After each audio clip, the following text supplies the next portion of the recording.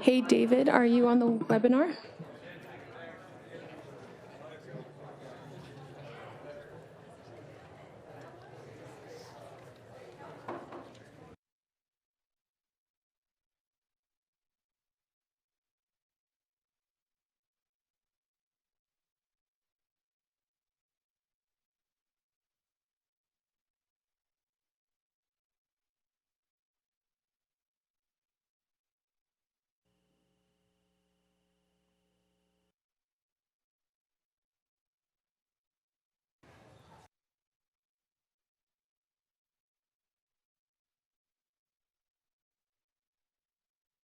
The broadcast is now starting. All attendees are in listen-only mode.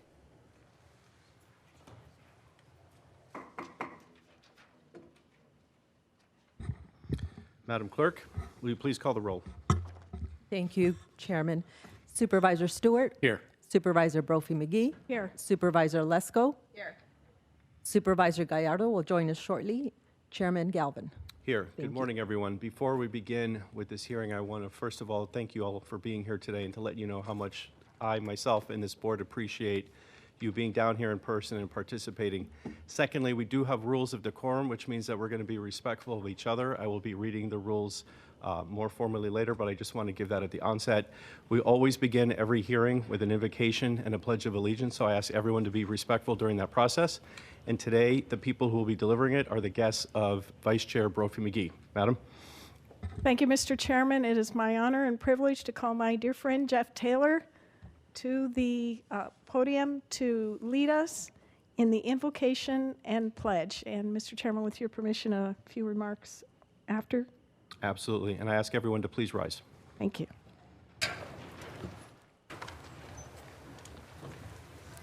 Thank you, Mr. Chair and Supervisor Brophy-McGee. Always good to see you. I'd like to welcome everyone, members and guests, and especially our veterans that are joining us this morning. May we pause in prayer. Almighty God, we come to you humbly in a prayer of thanks. We thank you for the ability to seek your guidance and wisdom to achieve, rather than concentrate on our shortcomings, but rather what we accomplish together. And how we are alike and not focusing on our differences. We thank you that Arizona's children are safer and help us to continue that trend. We thank you for the dedication of our medical workers, particularly in the county hospital. Most work tirelessly as healers of the injured and the sick. May we always be mindful of those less fortunate, the homeless, the addicted, the hopeless, and the mentally ill, especially those who are exposed to the elements.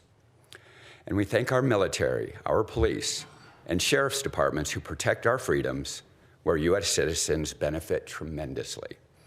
And finally, to Jesus, here's a description of his last day on earth. He was falsely accused, abandoned by his friends, then was tortured and died a horrible death. That's a bad day. May our actions today and every day make that sacrifice worth it. Thank you.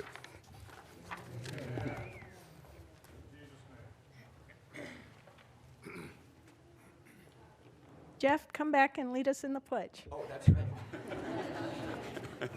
I'm just glad to get through that. Please join me in the Pledge of Allegiance. I pledge allegiance to the flag of the United States of America and to the republic for which it stands, one nation, under God, indivisible, with liberty and justice for all. Mr. Taylor, thank you, and wonderful job on both. Madam Vice Chair. And thank you, Mr. Taylor, for letting me use my mom voice. So Jeff has been a wonderful friend for many years, probably less years than I think, but we did a lot of work together down at the legislature dealing with the toughest populations, those families involved with the Department of Child Safety, the addicted, the homeless, and the justice system. So let me tell you a little bit about his story. He grew up in Phoenix, Arizona, the youngest of 6 kids. He went to Central High School and was on Arizona's first all-state football team. He attended the University of Arizona to play football and was injured immediately and given narcotic pain medication. This was his first mind-altering substance experience. After the university, he worked at a Wall Street firm as a stock options trader. He had a highly successful career until drug addiction put him on the streets of Phoenix, living under a bush. After several arrests and pending a 4-year sentence, a judge figured out that Jeff had a drug problem and sent him to the Salvation Army Harbor Light Drug Treatment Program. Following that graduation, he became an advocate for child safety, the homeless, drug addicts, inmate diversion and treatment programs. He worked on Maricopa County's very first implementation of the jail tax. He is an exceptional lobbyist, and I hate to use that term, but he talks to people and convinces them. He works across party lines to pass key reforms. His combined legislative accomplishments have led to the early release of nearly 30,000 persons from prison into successful drug treatment and sharply reducing recidivism by over 50% in Arizona and making our communities safer while saving nearly $750 million. He works with some unlikely figures from then County Attorney Bill Montgomery to then Senate President Andy Biggs, my colleague, then Senator Debbie Lesko, and me. Besides his many accomplishments, Jeff continues to serve Arizona through volunteering as an expert witness for the legislature, creating programs for students to decrease dropout rates, and the list could go on and on. Please visit Jeff's personal story on YouTube, The Salvation Army Saved My Life, the story of Jeff Taylor. It will move you beyond belief, and it really defines who this wonderful man is. Please help me welcome and thank Jeff Taylor.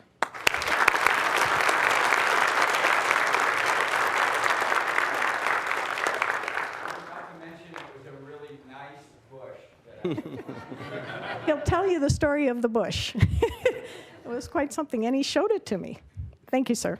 Thank you, Madam Vice Chair, and thank you, Jeff, for coming here today and delivering that beautiful prayer invocation and leading us in the Pledge of Allegiance on a day where we honored our veterans this morning before this hearing, and I just want to take a moment to thank all of our veterans.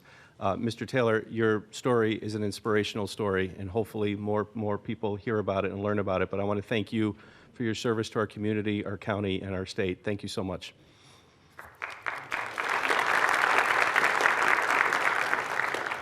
Okay, moving on to what is always my favorite part of our hearing. This is our pet showcase by the Maricopa County Animal Care and Control. Hold on to your hats because you're going to be able to see this one coming. May I please introduce us to the star of today's pet showcase, Butterfly, who looks anything but like a butterfly. Good morning. Hello, so this is Butterfly. As you can see, she is just as small as one.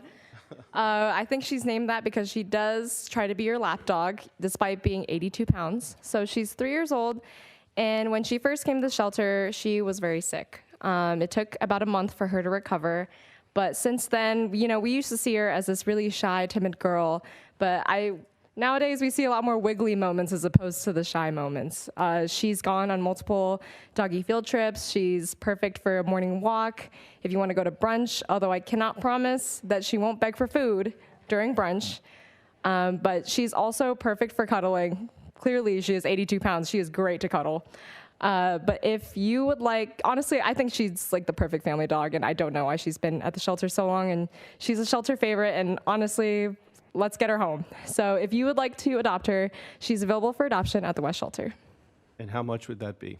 Just $25, and she will leave microchipped, vaccinated, and altered. Okay, so you hear that, everyone? Only $25 for beautiful Butterfly. So if any of you are thinking about having a pet, I think there's one right here that would fit right at home. And I think of that Muhammad Ali quote, "Float like a butterfly," because this one seems really No soft singing, and sweet. though. No singing like it is. I left that part out. And I just want to take a moment for everyone here just to know that our animal care and control people are just phenomenal people. We have an amazing staff of volunteers and employees, people just like here, like May, who take care of our animals and our dogs. We have 2 shelters here in the valley, and this board is committed to one of our primary responsibilities, which is animal care and control. And I just want to thank you, May, and your entire team for everything you do to advocate for dogs, advocate for the strays and all the other dogs that come into our shelter, because we are the shelter of last resort. And a lot of times we have a lot of breeds that are not really popular with adoptions, but you guys do everything you can to take care of them. So I want to say thank you, May, and thank you to your team. Thank you so much. Thank you. Okay, moving on. Madam Clerk, are there any announcement or corrections to the agenda? Chairman, Supervisors, I do have one announcement to the agenda. This is on page 27, item number 52. It is the IGA with City of Mesa. This item is being continued to the November 19th formal meeting at the department's request. Okay, and that is on the proposed consent agenda? Yes, it is. Okay, thank you. We will take note of that. Okay, we are now moving on under planning and zoning hearings, but for the consent agenda phase, we have items 5 and 6. Supervisors, do you wish to remove any item from the planning and zoning consent agenda? Mr. Chair. Yes, I'd like to Supervisor Lesko. I'd like to remove item number 5, the Ranger Energy Center. Okay, thank you. So we will now hear item number, actually, we're going to hear the consent agenda first. Is there a motion for the consent agenda under planning and zoning? I'm sorry, have you removed number 5? Excuse me. Yes, we removed number 5 from, So no comment being made on number 5? hold on. Okay, just checking. We have rules. I said that earlier. I'm going to get into it. Okay. Thank you. Mr. Chairman, I move approval of consent agenda item number 6, AnthemNet Verizon Wireless PHO West Park West. Madam Vice Chair, thank you. Is there a second? I second. Thank you, Supervisor Lesko.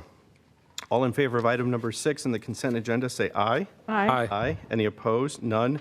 Motion carries unanimously. Okay, now moving on under planning and zoning, under the regular agenda, item number 5, Ranger Energy Center. Supervisor Lesko. Thank you, Mr. Chair. I want to move that we continue this item, Ranger Energy Center, until November 19th. I was just informed yesterday of opposition. I haven't had a chance to read the opposition or talk to Planning and Development Commission about it. My staff has talked to the applicant, and he or she also wants time to work with the neighbors, and so that's why I'm asking for the continuance on that item. Okay, thank you. And before I ask for a second, Madam Clerk, do we have any speakers for item number 5? Chairman, I did receive one speaker form from Luminar Garza. She wishes to speak on Okay. item number 5. And so now I'm going to take this opportunity, as I promised earlier, to read from the rules of decorum before I call on the speaker, Ms. Garza. So Ms. Garza, if you can hold on a minute, please.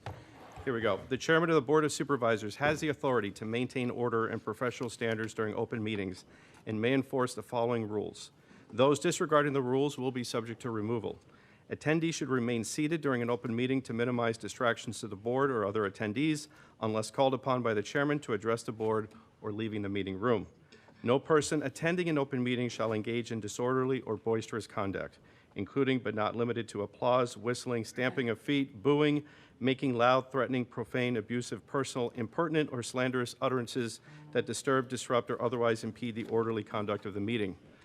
Signs, placards, banners, or other similar items will not be permitted in the audience during an open meeting if the presence of such items disturbs, disrupts, or otherwise impedes the orderly conduct of the meeting. So in other words, let's just all behave. Let's all be respectful. We're all here to exercise our First Amendment rights, and the last thing we would want is one of our friends or neighbors to interrupt us, so we don't want to do that to them as well. And I expect everyone to do that today. I know this is going to be a great crowd, and we're going to get through this meeting in an orderly fashion, but if you do violate the rules, one of the Board of Supervisors may make a point of order, or I myself will ask one of these fine folks here with our security services to remove you from the room so we can move forward. Okay? Thank you. Ms. Garza? You have Louis Morris Betty Garza, and to Mr. Taylor, your prayer has been instantly answered. I am homeless. I am living in the elements, and I'm addicted to being a patriot, but I am not hapless. 3 phrases for the day, referring to number 5, securing the city's Spectrum Act, stakeholders and shareholders. Class, everybody, carefully. Especially to those of you who are on number 7 are going to get up right after you've testified. Please take a look at number 66. It does connect somehow. Now, as to number 5, there is a hyperlink on this Ranger Energy Center, and I know you're going to continue it because you're requesting a military compatibility permit. Now, this is for a battery energy storage system. And in reading the 50 pages of the hyperlink that you had attached to it, page 28 says that this is going to be a battery field, I'm assuming next to a military base, and it's going to be monitored and controlled remotely. Have we heard of hacking? Have we heard of this global intent to explode military bases wherever they may be? I would strongly suggest that in this discussion for the next meeting, number 5, dig deep into those 50 pages, and I'm sure there's a lot more to speak about. The commission recommendation, I guess the one from the city of Surprise, which attaches again to agenda item 66, and Surprise is very close to agenda item number 7, Whitman. And you have a couple of other things. As to D9, future residents will have no clue as to the toxic and leaching of any batteries you may store there. So in this month, please carefully discuss the ramifications of bringing in this Trojan horse of rows and rows of batteries. Thank you. Thank you, Ms. Garza. Supervisor Lesko, you made the motion, I believe. Does she still make the motion, or did she make the motion? No. She made a motion. She made the motion. Okay. We have a second, please. I'll second. Okay, thank you, Madam Vice Chair. All in favor, say aye. Aye. Aye. Any opposed, say nay. None. Motion carries unanimously. Okay. So we have item number 7 and 8 on the agenda for planning and zoning. I'm actually going to go through number 8 because I believe we can get through that fairly quickly and have some people online, and then we can get to the heart of the meeting, which is number 7. So I'm going to call up under regular agenda number 8, Carefree Commercial. Madam Clerk, are there any registered speakers or comments for item number 8? Chairman, I did not receive any speakers on item number 8. However, we do have Mr. Brad Garcia representing the applicant available if necessary. Okay. Mr. Garcia, are you here? And he is, I'm sorry, Chairman, he is remote. Okay. He was not able to be here in person. Okay, thank you. Mr. Garcia, do you wish to speak?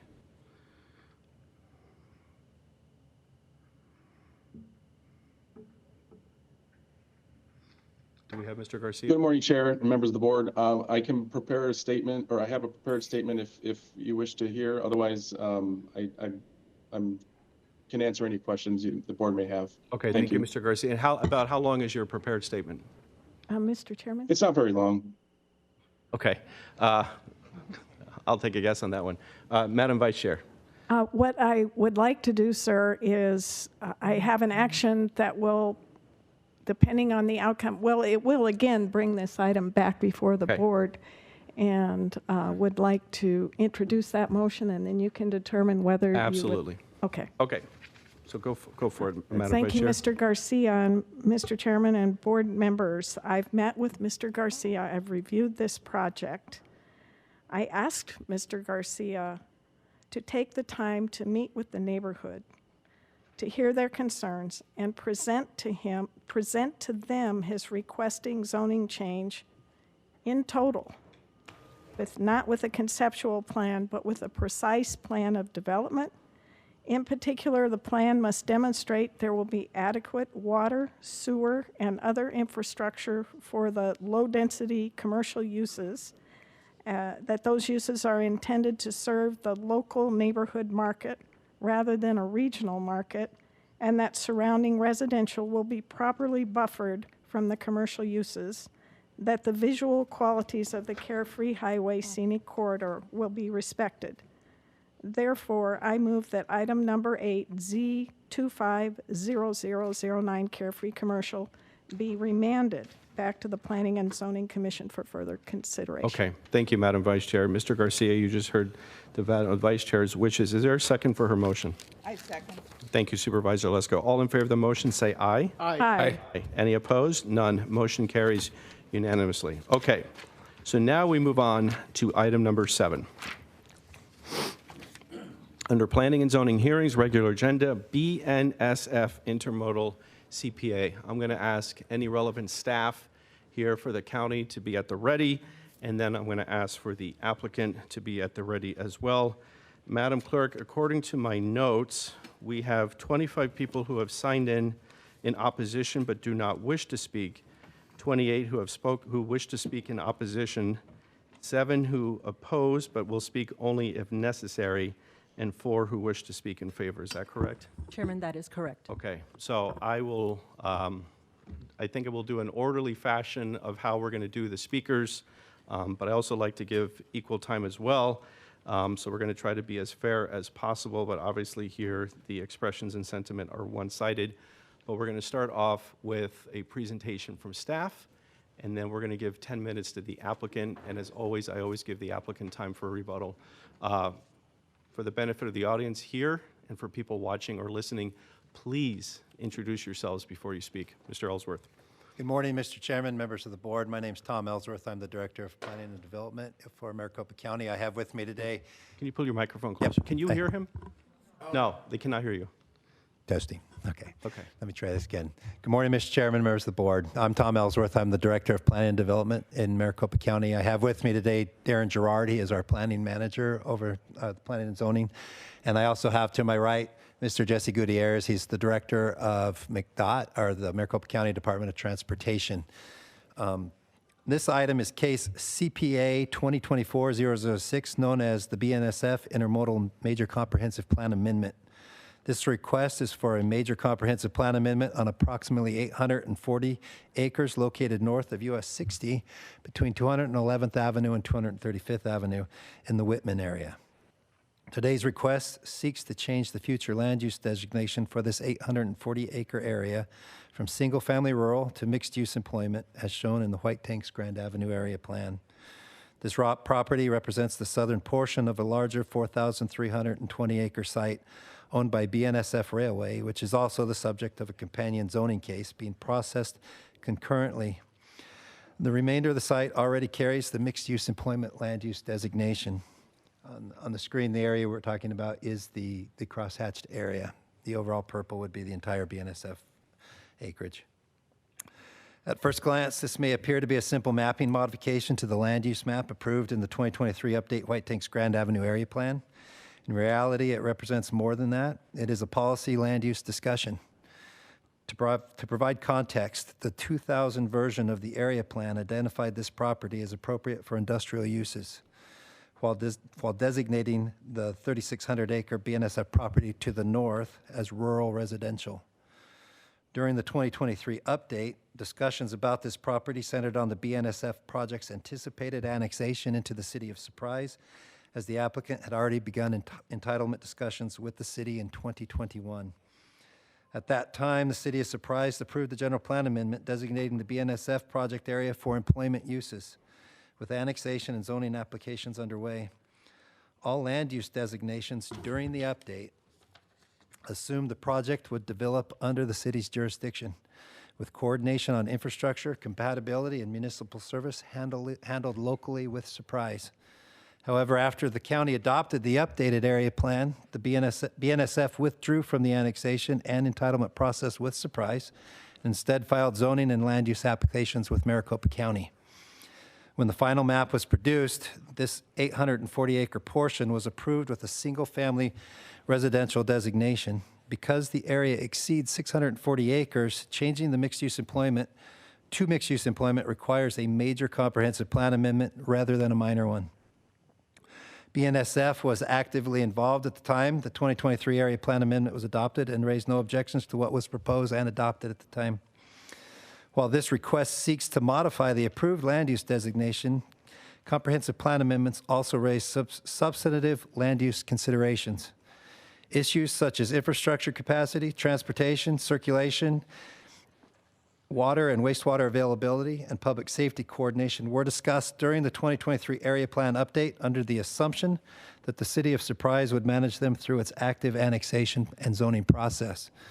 Although the property remained under county jurisdictions, those same issues were evaluated through the comprehensive plan's urban services policy, which direct that urban scale development should occur in coordination with municipal level infrastructure and services.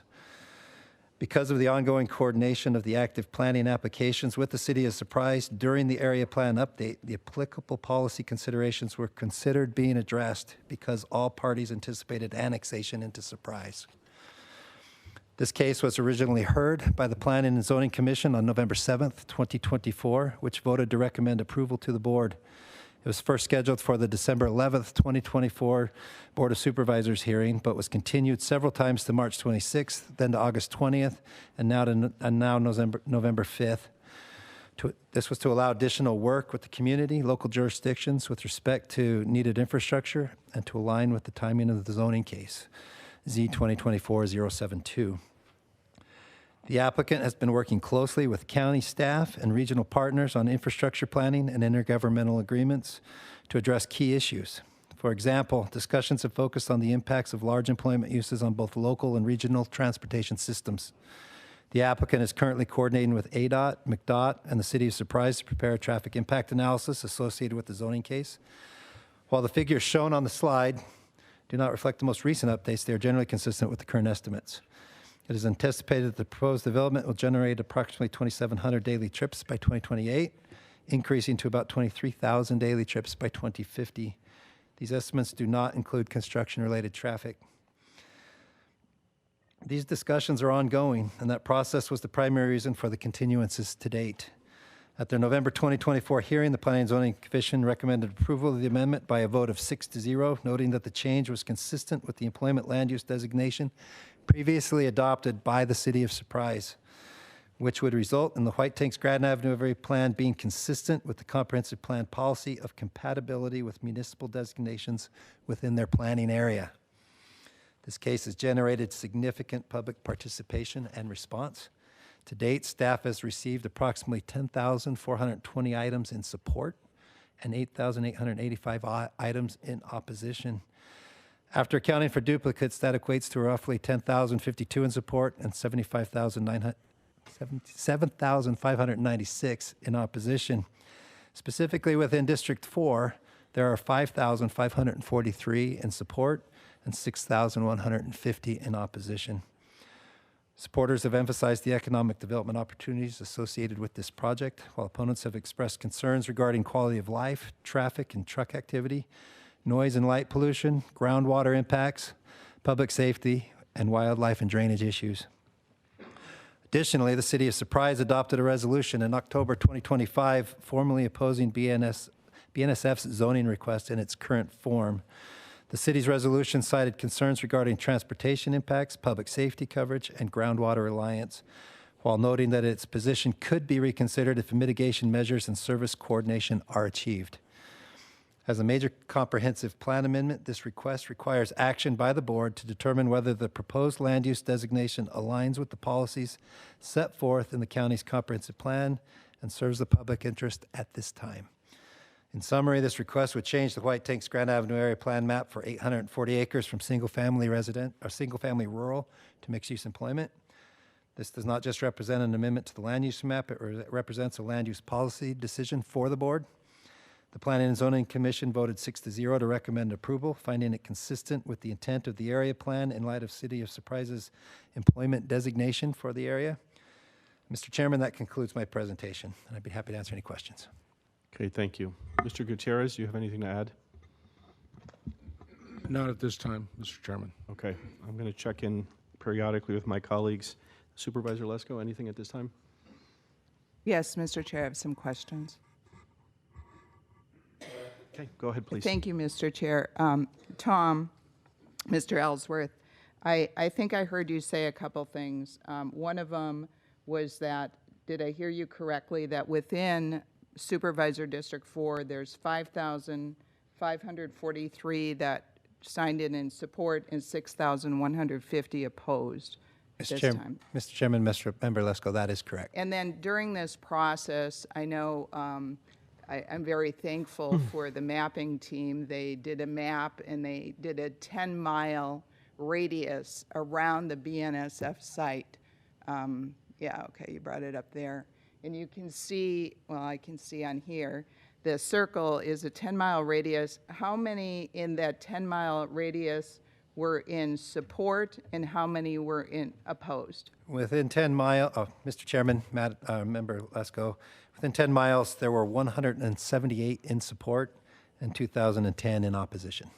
And back to that map, if we would, and then right on the outskirts, like if you went like a 15-mile radius, let's say, right on the outskirts along Grand Avenue, going southeast on Grand Avenue, there's like lots of red dots, meaning opposition, correct? Is that Sun City West, Sun City Grand area? Is that what that is? Mr. Chairman, Member Lesko, that is correct.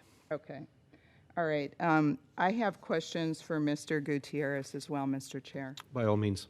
Mr. Chair, I've spent many meetings on this issue, and a lot of the concerns by the opposition, which I share, are about the traffic that would be generated.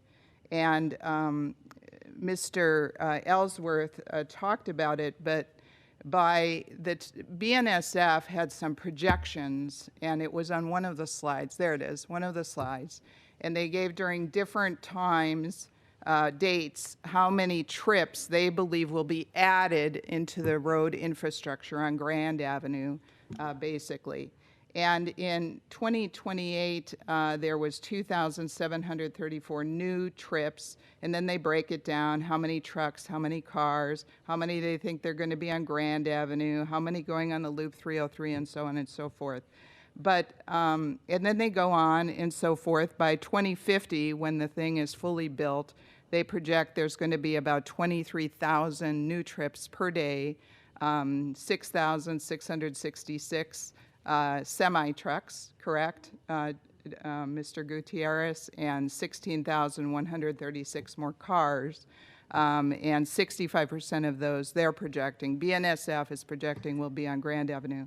So I guess my question is to Mr. Gutierrez, did the 2028, 2023, 2038, and 2050 numbers, do those projections include any of the vehicles that will be used by the 26,000 construction workers that BNSF Railway is projecting that will be needed? Mr. Chairman, Supervisor Lesko, those projected construction numbers were not included in the TIA, so those are not part of those numbers. And so, thank you, Mr. Chair. And so, Mr. Gutierrez, so the 2028 numbers, if you add in the construction, and therefore they would rise under this assumption, right? Because you have 26,000 construction jobs. That may not all start in 2028, but it will be added throughout the time. Is that correct? Mr. Chairman, Supervisor Lesko, that's very correct. Thank you. And Mr. Gutierrez, you had gone over with me and staff the current status of Grand Avenue, because this site is on Grand Avenue in Whitman, and the projections from BNSF Railway are that trucks and vehicles will go probably up and down the 303, go onto Grand Avenue northwest, go to the site, and then come out of the site and go back on Grand Avenue to the 303. Some will be heading southeast on Grand Avenue through the Sun Cities, is what BNSF projects. So what is the current traffic status and capacity on Grand Avenue and the 303? Is it busy? Or you had told me there's different ratings. Mr. Chairman, Supervisor Lesko, yes, it's very busy. In fact, the traffic engineering terms that we use to identify and categorize the level of service, it's called level of service. During peak hours, it's level of service F. So during certain times of the day, it is at level service F. What that means, that's characteristics of a level service F is very slow-moving traffic, very congested, bumper to bumper, very close quarters in terms of vehicles next to one another, tailgating, having to wait through multiple lights to get through intersections. Essentially, we call it in traffic engineering, it's at a failure point. The traffic system is failing. So during several hours during the day, during peak hours at different times of the day, it is at capacity. And during these peak hours where it's failing, it's beyond capacity at current status. And thank you, Mr. Chair and Mr. Gutierrez. So in your work as the director of the Maricopa County Department of Transportation, and I believe you previously worked at the Arizona Department of Transportation, do you think the addition of the 23,000 vehicle trips per day on Grand Avenue and the construction vehicles is going to cause a problem, and perhaps there will be like a line of trucks in one lane of Grand Avenue both ways? Mr. Chairman, Supervisor Lesko, my staff, myself, and colleagues in this industry firmly believe that the addition of any kind of traffic will produce additional backups and additional failure points and extend those overcapacity times. So we will see additional backups in both directions on 60, on the 303. In fact, at current status, just over the Halloween weekend, there was a fatality on the 303 based on the backups that happened there. So that's just very recent, a very unfortunate incident. It's still under investigation, but that's an indicator of the current status of the traffic right now. Adding additional vehicles to that will only exacerbate the situation and make it that much worse. So it's very clear to us that yes, we will see additional backups for longer periods during these hours. And thank you, Mr. Chair. I think this is my final question to you, Mr. Gutierrez. Is there anything in the pipeline, any funding, any projects that would expand Grand Avenue or Loop 303 that would help mitigate this? Is there funding tied to it, and what's the timeline on that? Mr. Chairman, Supervisor Lesko, currently Prop 479 has two projects identified that would make some improvements to the interchange itself, and at 163rd and US 60. Those two projects, the 303, the interchange itself is slated for construction beginning 2033, and that funding, the total funding, which includes pre-design and any of the acquisition, the right-of-way, everything included, I think that current funding sits at $275 million in Prop 479. Additionally, on US 60 for the 163rd Avenue intersection, that's not slated till 2041 construction, and that is total dollar figures, not just construction, but total dollar figures for the pre-design, right-of-way acquisition, right-of-way work, is just shy of $89 million. So two projects, a total $364 million, one in 2033 and one in 2041. And thank you, Mr. Chair. And just so that the people in the audience and my fellow board members understand that, I guess from the Loop 303, the one that is going to be funded in 2041 would be widening Grand Avenue, but that would only be from the 303 to 163rd Avenue, which is a very short distance, correct? Mr. Chairman, Supervisor Lesko, actually, yes, there's a component of that project that would do perhaps even a smaller footprint, but essentially, yes, very concentrated around the 163rd intersection. Which is what, maybe like 2 miles from the 303, and the site BNSF is what, about 10 miles from the 303, correct? Mr. Chairman, Supervisor Lesko, that's correct. Okay, and you had said that there's funding that will be happening in 2023 and 2041, but you said 275 for the Loop 303 interchange improvements, and I forget what you said on the other one. But how much is there some type of estimate out there? Are we short of funds? Mr. Chairman, Supervisor Lesko, yes, there is a very recent estimate of the work, a very detailed and accurate estimate that's been put together in conjunction with different agencies. And the essential shortfall is essentially, well, very close to over $1 billion. So to do the entire framework to accommodate 2050 traffic with everything involved would be well over $1 billion shortfall from the projected money that's already in Prop 479.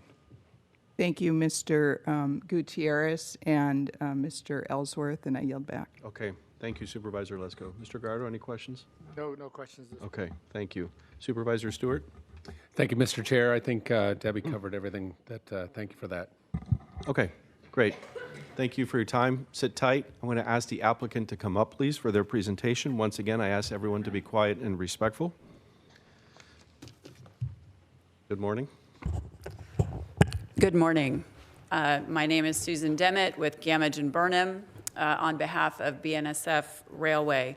We do have a PowerPoint presentation. I don't know if you're able to pull that up on the slides as I get started. So I'm going to kind of focus my remarks on two things. I know we just did have some substantive discussion about items that are more related to the rezoning application, but today I would like to discuss our request for a continuance as well as the major comprehensive plan amendment request. BNSF has two applications currently pending before Maricopa County related to the planned Logistics Park Phoenix project. And this is, I think, well known at this point, but this is a $3.2 billion private investment on 4,321 acres owned by BNSF in northwest Maricopa County. The project includes a new intermodal facility, logistics park, and logistics center designed to support freight movement, warehousing, and distribution needs for the greater Phoenix metro area. The first application that we have is the one on your agenda today, which is a major comprehensive plan amendment, as noted by Mr. Ellsworth, that covers approximately 840 acres. The second application is a rezoning application, which applies to the entire 4,300 acres and seeks to change the regulatory land use classification to industrial to accommodate the Logistics Park Phoenix project. That application is still pending. It's still under review. A big component of that project is working with Mr. Gutierrez and all the transportation agencies towards a transportation solution and contribution by BNSF. And that is still pending. Those discussions are active, and that rezoning application has not yet been scheduled for any public hearings. Ultimately, after many discussions with the county and the District 4 office, we expect the rezoning application to be paired with a development agreement with the county, a contractual commitment by BNSF that would memorialize regional transportation commitments. The major comprehensive plan amendment and rezoning applications were filed together in May of 2024. It has always been BNSF's intent to have these applications heard together. We believe it is in the best interest of the county, the community stakeholders, and for the integrity of the project to be presented with all items together as a unified package. We would like the board to be able to make a decision related to this project with all of the information in front of you, not just parts of it. However, because of procedural requirements surrounding a major comprehensive plan amendment, as Mr. Ellsworth has discussed, that portion of our applications has moved forward on a faster timeline than the more complicated rezoning application.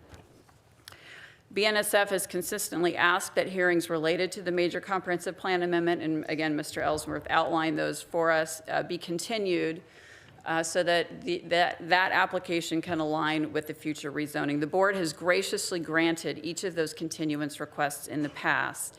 This has been very much appreciated by BNSF and shows support for the public process. We are here again today asking for the courtesy of another continuance. what we believe would be the final continuance request as we work through what we feel is the home stretch towards finalizing the rezoning application and reaching an agreement on a substantial regional transportation package. For nearly 18 months, BNSF has been working closely with Maricopa County, the Maricopa Association of Governments, ADOT, and other regional stakeholders, including the City of Surprise, to develop this comprehensive transportation solution. This is a significant commitment of time and ultimately resources by BNSF to do its part to solve, as Mr. Gutierrez noted, is an already existing transportation problem. This lengthy process is coming to a close, and BNSF is meeting with the transportation agencies next week on November 13th to discuss what we believe will be the framework for a final transportation proposal. I think Mr. Gutierrez, again, alluded to that in his comments in response to questions from Supervisor Lesko. The agencies have been working hard behind the scenes to develop a proposal that they are going to present to BNSF next week. Given the timing of this important multi-agency meeting, which was just scheduled within the last week, BNSF believes that a continuance today is, again, the most responsible course of action. By granting a continuance, the board is showing support for the public process and support for a solution-oriented approach toward development. And while our request, first and foremost, is that the board grant this continuance, I would like to walk you through our major comprehensive plan amendment request. You've got the, and I'll let you know when to switch the slides. Thank you very much. In 2004, BNSF first acquired approximately 800 acres along Grand Avenue in anticipation of a new rail facility intended to serve the needs of the Phoenix metro area. The facility would be intended to provide relief for BNSF's existing Glendale intermodal facility, which had been and still is at capacity today and is landlocked in an urban area of the city. That 800 acres is roughly between 211th and 235th Avenues, just north of US 60 along BNSF's existing rail line.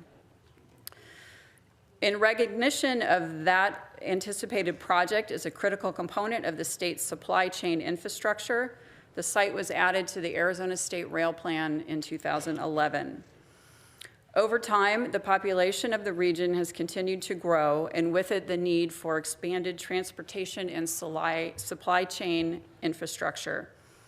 In response to that need, BNSF acquired an additional 3,500 acres of Arizona State Trust land in 2022 to support the footprint for the Logistics Park Phoenix project.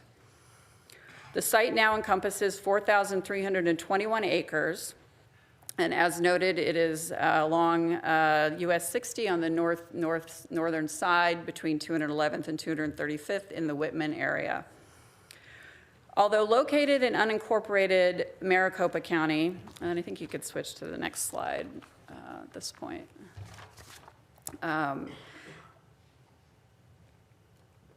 BNSF, as noted, has been working closely with the City of Surprise for several years. The property is within the City of Surprise planning area. As part of those efforts, as noted by Mr. Ellsworth, in 2023, the City of Surprise updated its general plan to reflect an employment designation on BNSF's 4,300 acres.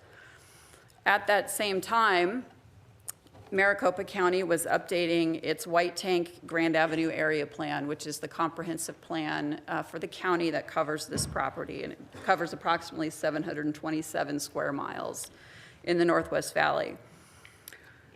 The map that was included with the final adoption of the White Tank Grand Avenue area plan showed the intended employment designation on 3,500 acres of the BNSF property. And this again mirrored what the City of Surprise had approved. At that same time, a long-standing industrial designation on the southern portion of BNSF's property that it had existed since the year 2000 and prior to BNSF's acquisition of the property was inadvertently changed to single-family rural, not employment. The county did not catch the error at the time. BNSF did not catch the error at the time. There were public meetings, stakeholder processes as noted. No one caught the error. BNSF was not the only property owner that was impacted by the industrial mapping change, but we are focused on our property as we have this discussion today. In 2024, as BNSF began preparing to file the rezoning case with Maricopa County, the mistake came to light. In response, and to restore the county's intent and correct the error, BNSF filed the Major Comprehensive Plan Amendment application before you today. And as noted on the screen, in the staff report that was prepared last year in 2024 for the Planning and Zoning Commission meeting, Maricopa County staff clearly stated that the subject area was designated industrial historically and was inadvertently changed on the map during the 2023 update. You could switch to the next slide. The staff report goes on to state that this area has always been considered appropriate for industrial development. As Tom noted, there is a policy element to the decision that was made in 2023, as there is today. Staff noted that the White Tank Grand Avenue area plan was intended to emulate the Surprise General Plan, which had an employment designation for the entire 4,300 acres.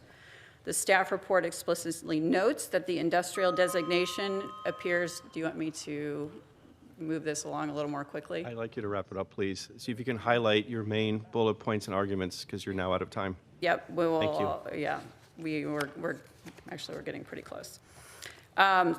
Staff noted that the industrial designation, this is a quote from the staff report, appears to have been inadvertently deleted during the adoption of the CPA, and our comprehensive plan amendment would rectify that error. You can move forward, I think, several slides. There's a map that has probably 2 more, 3 more. Keep going. Next one. 1 more. Oh, there you go. This map shows the bulk of the BNSF property highlighted in purple, which is mixed-use employment in your White Tank Grand Avenue area plan today. There are 2 distinct yellow highlighted areas that are the areas subject to the Major Comprehensive Plan application. Those are the areas that are single-family rural in the map today. The map as adopted simply doesn't make sense. The error seems to be obvious. And if you look at the White Tank Grand Avenue area plan, there is discussion specifically in that adopted plan, not only separate from the map, but there are references to the BNSF industrial project as a core employment component of the White Tank Grand Avenue area plan, as well as that the area including and around the BNSF property is designated as a growth area in the White Tank Grand Avenue area plan. Okay, thank you. So our request today is twofold. First and foremost, again, we would respectfully request that the board grant a continuance of this application. If the board is inclined to move forward with the comprehensive plan amendment, then we would ask that the board support the staff recommendation approval and follow the unanimous Planning and Zoning Commission recommendation of approval, and again, grant approval of this comprehensive plan amendment, knowing that the Logistics Park Phoenix project and the details of it, transportation and otherwise, will come before you in the future with the rezoning application. And with that, I'm happy to answer any questions. Any questions? None. Okay, thank you. Supervisor Stewart. Mr. Chair, yeah, I'm just curious, why did you pull it from the Surprise Planning Department to the county? So we've discussed that at length. The intent had been to work with the City of Surprise and move forward in 2023, June 2023. The state's water policies were changed, regulations and guidelines based on direction from Governor Hobbs. And the City of Surprise was no longer able to provide the water solution for this property. We had to move forward, separately acquired Type 2 water rights. which allowed, or is allowing BNSF to move forward with a water solution on the property. The city of Surprise was not able to utilize those water rights as part of their water portfolio. They could not be the water service provider. That was the sole reason that we made the decision to move forward in the county. And Mr. Chair, remind me what type 2 water rights are? They're type 2 non-irrigation grandfathered water rights. There are a limited number of those that are authorized in the groundwater management plan from 1980 that are available, and they allow groundwater withdrawal up to the amount allowed in that type 2 right that has been acquired. And so we acquired what we needed to serve this property. And so we're working through the guidance and framework of the ADWR. Thank you, Mr. Chair. Okay, thank you. Supervisor Lesko. Thank you, Mr. Chair. I have questions for the staff. Mr. Ellsworth, I think I heard the applicant say we just scheduled this last week. This has been scheduled, the November 5th hearing, for quite some time, right? And hasn't it been continued, several times? Can you tell us how many times this has been continued? And most of them were at the request of BNSF Railway, correct? Yes, Mr. Chairman, members of the board, this case was continued from the August 20th Board of Supervisors meeting. Prior to that, it was continued from the March 26th hearing. And prior to that, it was at the December 11th, 2024 hearing. So this is the fourth continuation. Yeah, so thank you, Mr. Chair. And maybe I heard the applicant wrong, but I thought I heard her say something about this was just scheduled last week. And we continued it to November 5th in August, correct? Mr. Chairman, Member Lesko, that's correct. Okay. I have another question for you, Mr. Ellsworth. Was BNSF and all stakeholders given an opportunity to look at this map? Were they notified by the staff to take a look at this map before it was approved and to see if there was any errors or anything? So during any area plan, and specifically during the 2023 White Tanks Grand Avenue area plan, there's an outreach effort that's required to the public, and we also register interested stakeholders to receive specific notifications on updates to that plan. BNSF was one of those interested parties. They did receive approximately 10 emails about updates to the plan and when the draft was available for public review. Thank you. And I think you said, Mr. Chair, Mr. Ellsworth, I think you said in your testimony that there was this assumption by the staff that this project would be annexed, or BNSF would be annexed by the city of Surprise to provide the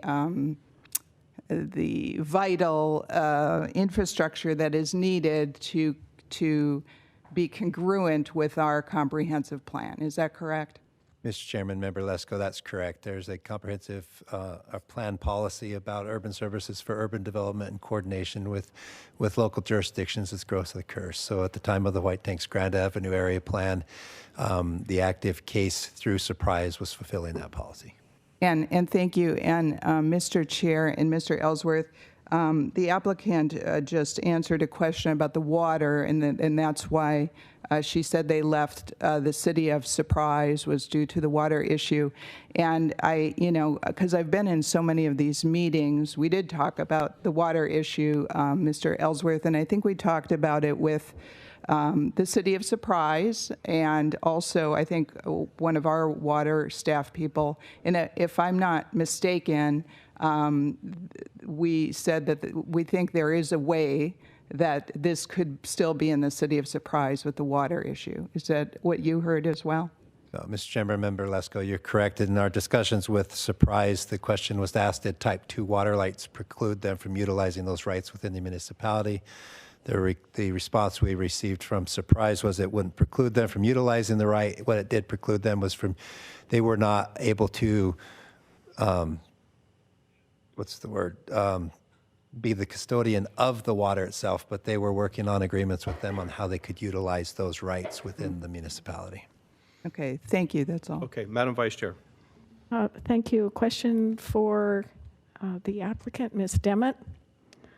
When did BNSF become aware of the mapping difference?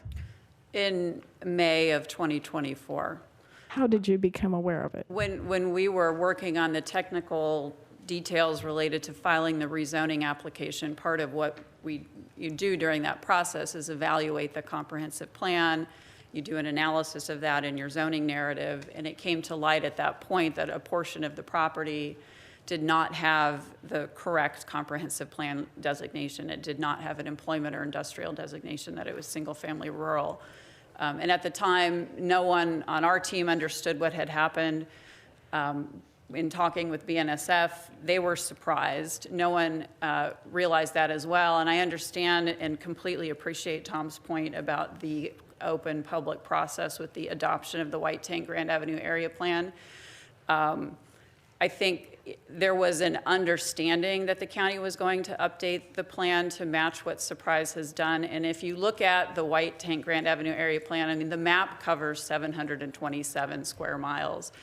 It took us doing a much more detailed GIS analysis to see where the mapping error had occurred. It's not necessarily an obvious thing if you're looking at a map that large. And so I think that is probably the most simple explanation as to why no one caught it before we were doing that detailed application.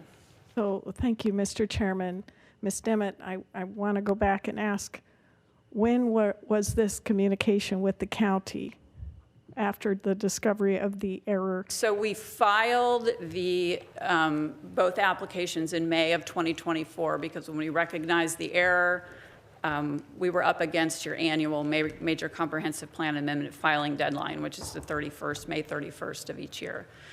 It was over the summer after that we had filed that application that we really started to try to understand what had happened, and had several conversations with Maricopa County staff, I think over the summer of 2024.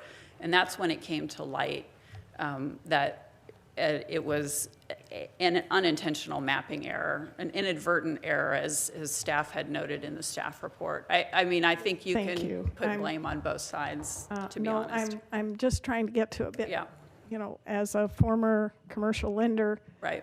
The railroads have hot and running survey crews on staff all the time to protect their rights. When was the last time this property was surveyed by BNSF? That I do not know. I don't know that our team knows when the last time it was probably with the acquisition of the state trust land would have been the last survey that was done, and that was in 2022.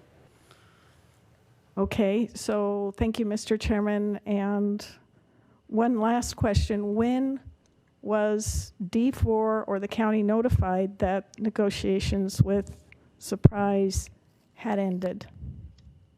About the same time that we filed the application with the county in May of 2024. I mean, it all happened within a very short period of time. Thank you. Any other questions? Excuse me. Supervisor Lesko. Yes, thank you, Mr. Chair. Mr. Ellsworth, it's my understanding that when BNSF Railway decided to move from the city of Surprise to Maricopa County, I was told by the former mayor of the city of Surprise that they were not notified at all by BNSF Railway. And I know that I was told that my predecessor, Clint Hickman, was not notified at all. In fact, they found out from a reporter, if I remember right. Is that your understanding? Mr. Chairman, Member Lesko, I can't recall from Surprise's standpoint, but as Ms. Demet has presented, it happened quickly. Thank you, Mr. Chair. Ms. Demet, I have one question for you. So you said in your presentation that the decision to go from working with the city of Surprise to Maricopa County was solely based on water. Correct. Okay. Was that discovery of this issue with the mapping after the decision was made no longer to work with the city of Surprise? The mapping, well, so the decision, let me make sure I understand your question. So we made the decision first to move forward in the county because of the water solution. It was after we made that decision, as we were preparing the zoning application, that we discovered the need to file the major comprehensive plan amendment. We were up against your annual deadline, so we rushed to put the application together to get it in so we weren't delayed another year. It was after filing that we started to really try to understand what had happened. The answer is yes.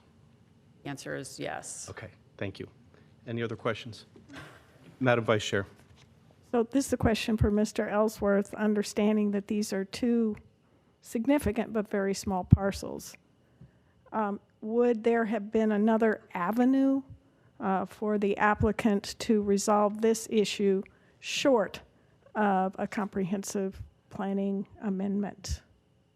Mr. Chairman, Member Brophy McGee, to amend an approved land use plan, it requires either a major or a minor comprehensive plan amendment. The difference between the two comes down to size.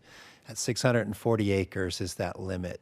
A minor amendment can be heard in concurrence with a zoning request, whereas a major amendment can only be heard once a year on a specific date, which is December in the instance of Maricopa County. So to modify the entire 840 acres would require a major amendment and follow that process. If this were a 600-acre parcel, it could follow right along with the zoning case as a minor amendment. Thank you.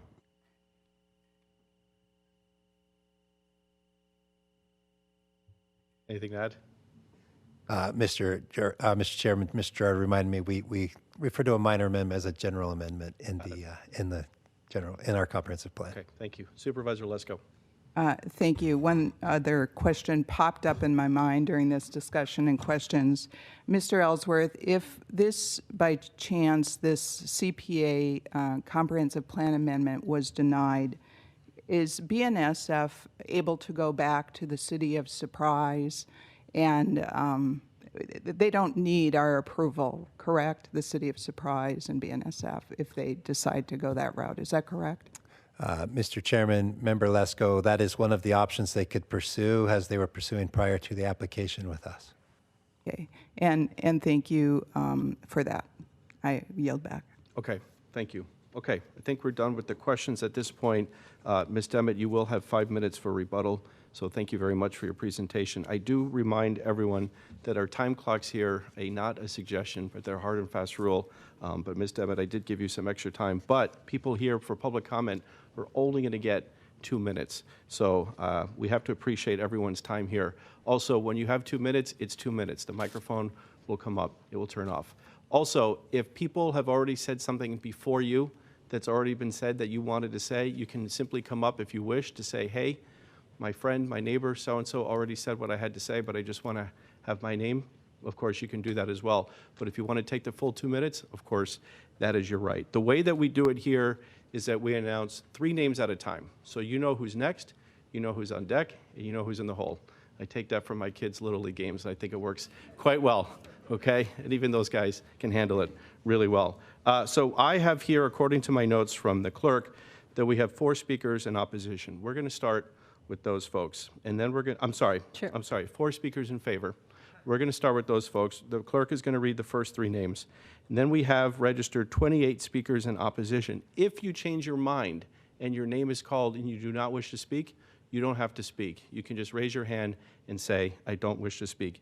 And then after that process, I'm going to check in and we're going to see if anyone wants to speak, if necessary. And if you don't want to speak, that's okay as well. And we'll take it from there.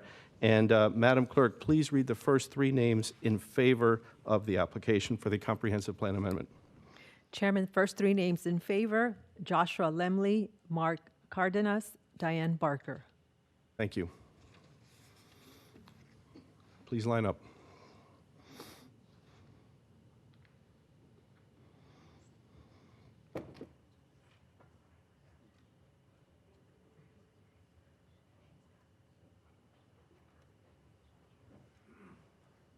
Good morning, Chair and members of the board. My name is Joshua Lemley with the Carpenters Local 1912. Our members build the infrastructure that keeps Arizona moving, and we're here to strongly support BNSF Railroad. BNSF projects means real jobs for local workers, good middle-class careers that support families and build communities. They've shown time and again that they value safety, quality, and doing the right job.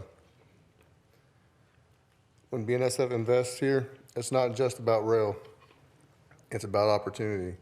It's about putting skilled tradespeople to work and keeping Arizona's economy on track. We're proud to stand behind BNSF and urge you to support their continued investment in Maricopa County. Thank you. Thank you, sir. Madam Clerk. Mark Cardenas, Diane Barker, Caesar Corral. Good morning, Chairman Galvin, honorable members of the Maricopa County Board of Supervisors. Mark Cardenas here representing the 30,000 men and women who build, maintain, and keep this county running. Carpenters Local 1912, laborers Local 1184, and operating engineers Local 12 are in strong support of BNSF's Logistics Park. Now I know you see a lot of projects come through here, but this one's a little different. It's not just big, it's smart. It's about creating opportunity close to home. Now, a lot of our members live in the West Valley, Buckeye, Goodyear, Surprise, Peoria, but they currently spend an hour or more driving to the East Valley for all their jobs at Intel, those big data centers. They're good jobs, sure, but it's a long haul. This project flips that around. It brings those opportunities here so folks can work where they live and spend more time taking our kids to school or catching the T-ball game instead of sitting on the I-10 every day. And here's the other side of it. We all love getting our Amazon packages, our medicine, and our groceries delivered on time. Projects like this are what make that happen.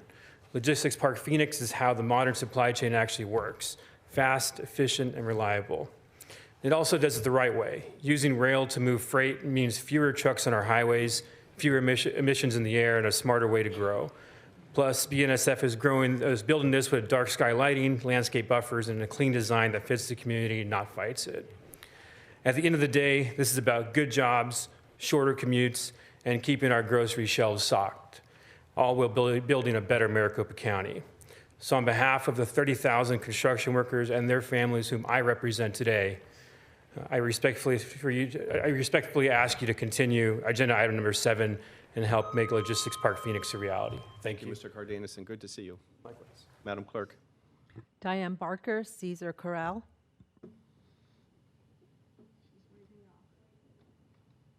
Ms. Barker, are you here?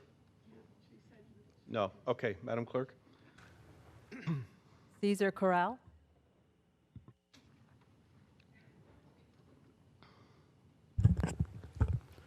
Good morning, Chairman Galvin, Vice Chairman Brophy McGee, and honorable members of the board. My name is Caesar Corral, and I'm proud to represent the Laborers International Union of North America today. We are the men and women who build Arizona infrastructure from the ground up. I'm here today to voice our support for the BNSF Railroad. BNSF is more than a railroad, they're a partner in progress. Their projects mean steady, good-paying jobs for local workers and apprentices who are learning real-world skills that turn into lifelong careers. Every mile of rail they build strengthens our economy and connects Arizona businesses to the rest of the country. When BNSF invests here, those dollars stay here, supporting families, small businesses, and local communities. Supporting BNSF means saying yes to opportunity in Arizona, yes to local jobs, and yes to keeping Arizona's economy on track. There's a small saying in our rural communities that says, you don't need to watch the news to know how the economy is going, but to watch the amount of trains that go by. Chairman Galvin, Vice Chairwoman Brophy McGee, and members of the board, thank you for your time today. Thank you, Mr. Corral. Okay, we will now move on to the speakers who are in opposition to this application. Madam Clerk, please read out 3 names. First 3 are Patricia Van Eck, Ginger Magruder, Sandra Evans.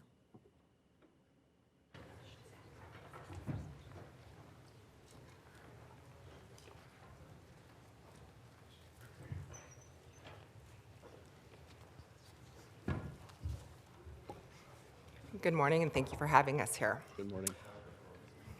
Good morning, and thank you for having us. We've been asked in the past and today to present facts to you all.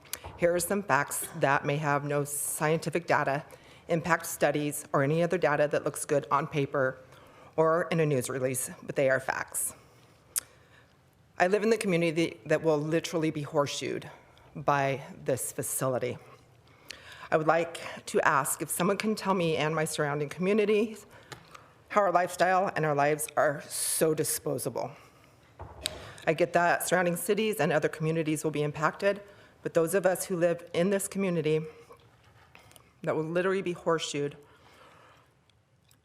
impacted, and most likely be destroyed by this facility are expected to survive. We didn't ask for this. We had no way to prepare for this. We didn't ask for our 24/7 dark skies to go light 24/7. We didn't ask for 24/7 noise, traffic, air, and water pollution. We had no way to prepare for this. BNF says that they brought the property around us with every intention to build this facility without regard to the destruction of our lives, our livelihoods, and future of our rural community. There's so much more at stake than just building, there's so much more at stake than just building Arizona's future. BNSF does not want to be a good neighbor. BNSF, Warren Buffett, and Berkshire Hathaway only care about profits, and that means profits over people and the people that live in my community and surrounding cities and neighborhoods. If today's vote to move forward with the appropriate 4,300 acres to rezone, we will lose our livelihoods and everything that is precious and sacred to our rural community. Thank you. Thank you, ma'am. I do want to remind everyone that this application here today is for a comprehensive plan amendment, not for the rezone. Those are two separate votes, but we do appreciate the feedback that you're providing today. I think I heard someone was going to applaud. Please don't applaud as well. That is also against our rules of decorum, but so far, so great. Thank you. Madam Clerk. Next three, Ginger Magruder, Sandra Evans, Ginger. Okay. Sandra Evans, Tim Lasota, Bud, I'm sorry, but I can't tell what the last name is here. It looks like Bud Meter. Good morning, Ms. Evans. Good morning, Chairman. Good morning, Board of Supervisors. That would be helpful, right? You might want to move it down as well, Ms. Evans. Thank you. Thank you, and good morning, Mr. Chairman, Board of Supervisors. I'm Sandra Evans, and I thank you very much for allowing me to address on this important topic today. I'm a resident of Sun City West, a veteran, and a doctorally prepared registered nurse, having served at the bedside and in leadership positions. My husband and I are very concerned about this project and encourage you to vote no on the amendment. We're greatly concerned with what we've talked about this morning, the 2,700 additional vehicles to 23,000 vehicles a day. If approved, this would severely decrease traffic safety, markedly increase emergency response times due to increased traffic congestion, gridlock, increase emergency response times. We recently Mr. Jimenez addressed the recent crash on 303 that resulted in a death. Road rage accidents would enhance. We just have two hospitals, Wickenburg and Del E. Webb in Sun City West. And we've also addressed the traffic issues. While concerned with traffic safety, public health, water use, the environment, industrial development and diminishing open spaces and parks. Specifically, I did spend a fair amount of time reviewing the Maricopa Planning and Development White Tank Grand Avenue Area Plan that we've discussed at length today. And I'd like to pull out a few items because the board has approved that plan in December 6th of 23. The purpose, and I asked the board that as you look at making this amendment, you steer true to what you approved in 23, including protecting public health, public safety, environment, ensuring responsible growth, ensuring that you reflect the resident desires. Once again, please vote no on this plan in light of the growth that you approved. Thank you, Ms. Evans, and thank you for your service. Madam Clerk. Yes. Next up, Tim Lasota, Bud Meter, Rick Sinetra. Good morning, members of the Board of Supervisors. Mr. Chairman, Timothy Lasota, 2198 East Callenbach Road in Phoenix. On behalf of Kirby Anderson, I just want to talk about the continuance. Obviously, we oppose the CPA amendment. But in terms of the continuance, I mean, this is like Groundhog Day, and I would urge that it not be granted. This case is leaving everyone in limbo. I know it's hard on the residents. Property's not selling, property values are plummeting, but it's also hard on staff. It's hard on the supervisors, all of you, to be sort of at this white-hot center and constantly left in limbo by BNSF. I saw the email the other day. Continuous request ensures transparent path forward. That was from BNSF. Well, I mean, that's what they always say. They always say they're going to do something, and they never do it. So obviously, we're not in favor of this project, but the first order of business for the applicant is to get the applicant's act together. That's not been done, so we would request that the continuance not be granted. Thank you. Thank you, Mr. Lasota. Madam Clerk. Bud Meter, Rick Sinetra, Mickey Young.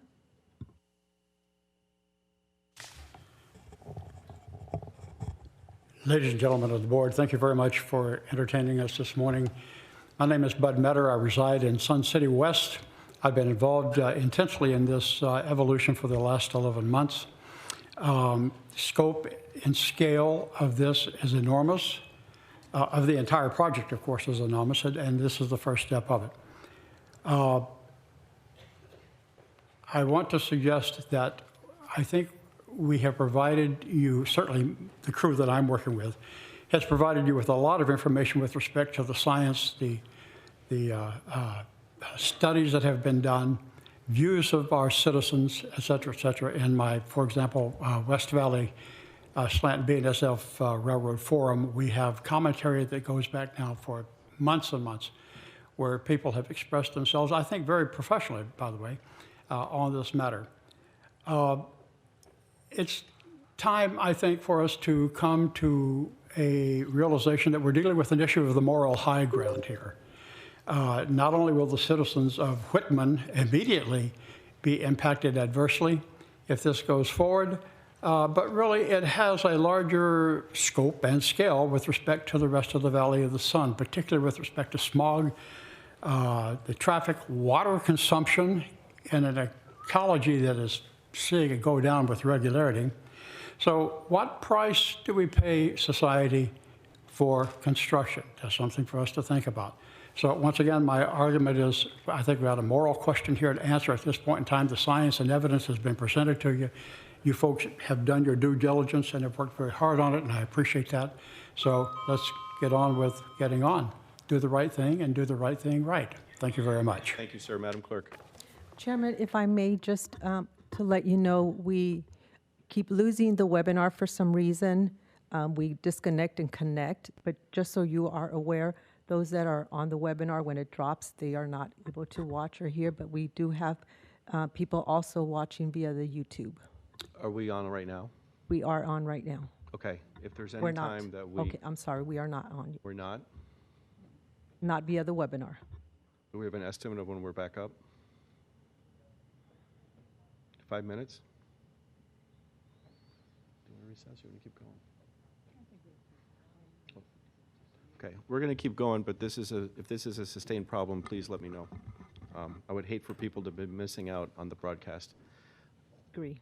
Okay. Next three, Rick Sinetra, Mickey Young, Mike Dyer. Good morning and thank you. My name is Rick Sinetra, third generation native, born and raised here. I don't have notes. I have my body. My body is compromised. And please have a little bit of patience because of my oxygen. So my body is compromised because of three things I could not control. Exposure to asbestos, fire inhalation as being a volunteer firefighter, EMT, crisis response, and then last, COVID. I could not control any of those. We have federal OSHA, we have state OSHA, and we have Maricopa County Dust Control Program. I love all of them because they keep us safe, they educate us, and it really bothers me that our kids, our animals, our parents will all be exposed to particulates out there. I'm not even going to talk about the traffic, I'm going to talk about health. nothing I could have done could have stopped this. But I am just worried about what's going to happen to the citizens out there. Our grandkids, our kids look up to us as guardians and protectors, and we look up to our elected officials as guardian protectors while we work. And I know the difference between right and wrong. I believe that BNSF is wrong for this area, but I hope you guys step up and do what's right and protect our health of every living thing out there. Thank you. Thank you, sir, and thank you for coming. Madam Clerk. Mickey Young, Mike Dyer, Rachel Lewis. Ladies and gentlemen of the board, thank you for letting me voice my opinion and my opposition to the project at Whitman. A few years ago, I and my wife came and bought in this area because I traveled nationally for many years, and this is where I wanted to call home. And I went out north of Whitman, next to the desert, and it was expressed to me that that was state land and it would stay that way forever and ever, right? Well, my bad, because if this comes on, I trade my scenery, which is Arizona pristine desert land and the foothills, for 90 foot of steel building in front of me. And we ride horses. We are Western folks. We are what's left of America. When this dies, America dies. We are the last ones who stand for the national anthem. We are the last ones who pray over everything else. And if this area loses the cowboy lifestyle and the cowboy way, it's gone. I mean, it's not, where do you move it to? You cover it up with cement, it's gone. And I would say one other thing, and that is if BNSF has water on that ground, turn some of it on, let them burros drink something. And the deer and everything else that's been using off the stock waters for many years needs to be watered. And when they turn it off, all of those animals are looking for a place to water. And so we are stewards of the land. The cowboys are the stewards of the land. And for many years, we've kept it looking like it is. And so I vote that you vote no. Thank you. Thank you, sir. Madam Clerk. Mike Dyer, Rachel Lewis, Jamie Anderson. Mr. Chairman, members of the board, my name is Mike Dyer. We live at Ground Zero. We are right on cloud. 40 feet across my property is where they're going to be. I would just ask that you all come out and look where we all live and how close we're going to be to danger. It's the pollution that's we're worried about, and it's water. If all the diesel spills into the ground, where does it go? Down into our water. I have my grandchildren that come out to my house that they're not going to be safe. We have a school that they're going to drive by every day that have little kids. So I'd ask if you guys just come out and please look at our area and see it for yourselves. God bless you all. Thank you, sir. Madam Clerk. Rachel Lewis, Jamie Anderson, Kirby Anderson.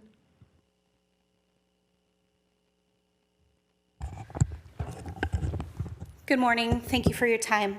I'm Rachel Lewis, and I live in the community that's directly affected by this project. I'd like to be on record letting you all know that BNSF has been paying for signatures where our signatures in opposition are organic, found by hand. We also know that they have clickbait online where if you believe you're doing research, you click and sign up for newsletters, you fall into a support column versus your choice. We also know that this project has been something that, we have been against for years, and just recently, due to opposition, BNSF has looked at discussions about infrastructure and handling the traffic burden. But there's nothing in writing, and let's be honest, why would they agree? It's $1.6 billion for highways. They've never had to support a project like that before. They have no plans to follow through with their empty promises. Even in writing, we know they violate contracts, like with the Native American tribe in Washington, where they exceeded train counts and lost in court to the value of $15 million. Thank you for your time. Please take all this into consideration. Thank you, ma'am. Madam Clerk. Jamie Anderson, Kirby Anderson, Robin Jones. Just a random question real quick. I am Kirby Anderson. Can I take Jamie Anderson's time? You can only have 2 minutes, sir. Okay, that's fine. Jamie will not be coming up here. Chairman Galvin and Supervisor Lesko and remaining supervisors, my name is Kirby Anderson. You may have received a letter yesterday from Slover and Loftus LLP on behalf of our legal counsel, Tim Lasota. That letter from the attorneys at law was provided because we've heard a lot about preemption, and BNSF can build whatever they want and how they want. That letter is to state to you that they cannot. Peter Profili is an attorney with over 25 years experience in the rail transportation law, and their firm has been participating in the space for over 50 years. They are the SME, that is the subject matter expert. Why it is apparent to the CPA is because the southernmost portion of the proposed rezoning area appears necessary for the construction of any port of the remainder of the project, because this area contains the proposed 22-acre wastewater treatment plant. The wastewater facility appears essential for the entirety of the project and the operation of each component. Without the ability to construct the new wastewater facility, it appears that the BNSF would be unable to bring about any individual component of its plans. The notion that one part can be constructed in standalone isolation from the other parts is contrary to BNSF's own plans. A central component of the project is construction of many miles of new rail lines. Although specific length is not disclosed in the application, the new rail lines are subject to the jurisdiction of the Surface Transportation Board. I find it also interesting that they want to move out of Glendale. Could it be that they're in a lawsuit with Glendale right now today? I ask you to investigate that as well. Thank you. Thank you, sir. Madam Clerk. Robin Jones, Rick V., Susan Richardson.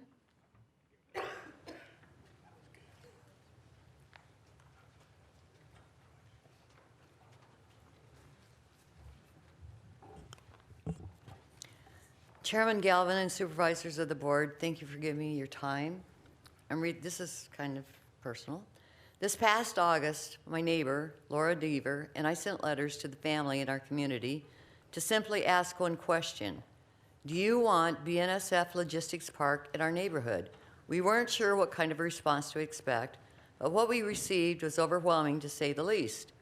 To help us keep track of the replies, Laura's younger daughter, Kyrie, began helping her mother color in a map, one red square for every household that said no. Each day she would ask her mother, eager to see how many more neighbors had responded, and she would ask which boxes could fill in. Her goal was simple, every single one. The map began as just a way to stay organized, but it became something much more. It became a visual representation of our community's voice, of families who love where they live, or parents who want their children to grow up breathing clean air and sleeping in quiet homes, of neighbors who simply want to feel safe where they are. It became proof of what we already knew. Our community does not want to be surrounded, overshadowed, and impacted by this project. Not today, not tomorrow, not ever. There's other places they can build. We do not want to live inside an industrial development. We do not want our homes, our health, our peace, and our everyday lives sacrificed for corporate gain. We are not asking for anything unreasonable. We are asking for the right to continue living the lives we have built. We are asking for you to protect the people you're elected to represent. Just real fast, if I can go fast. This is the map that BNS put out. This is our community. All of these red squares are this people that signed, and it covers the border of BNSF. Thank you very much for your time. Thank you both. Madam Clerk. Rick V., Susan Richardson, Valerie Patterson.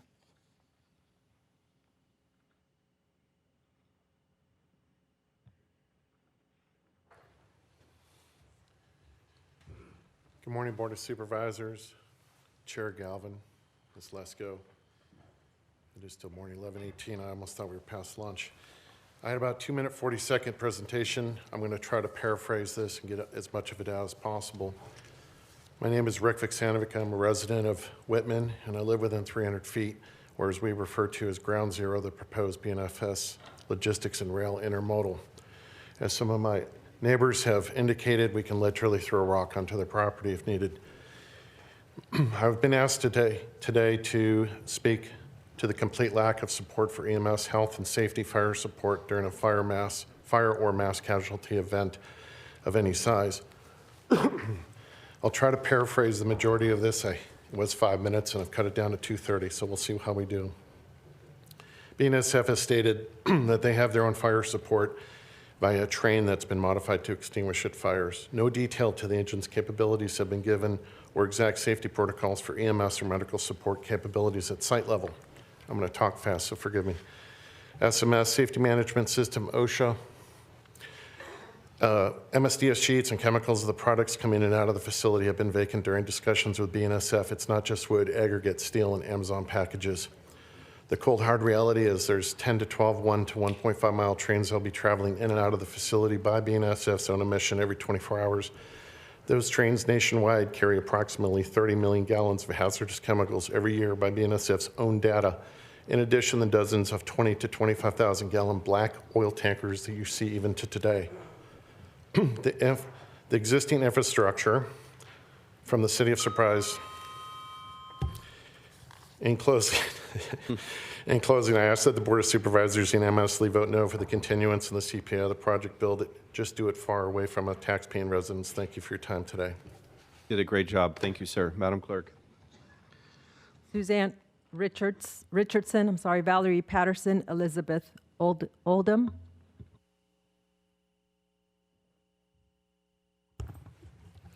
Good morning, Chair and Supervisors. My name is Susie Richardson, and I am the event coordinator for Dillon's Western Trails Ranch. I personally have coordinated events with the community regarding this issue, and today I speak from the heart. Not on behalf of traffic counts or development charts, but on behalf of our way of life, our culture, and the people of the surrounding communities that desire to preserve it all. We stand at a crossroads in the rural heart of Whitman and the surrounding ranch lands, where generations have raised livestock, watched sunsets over sagebrush, and told stories around fire pits. This isn't just about land, it's about Southwestern identity.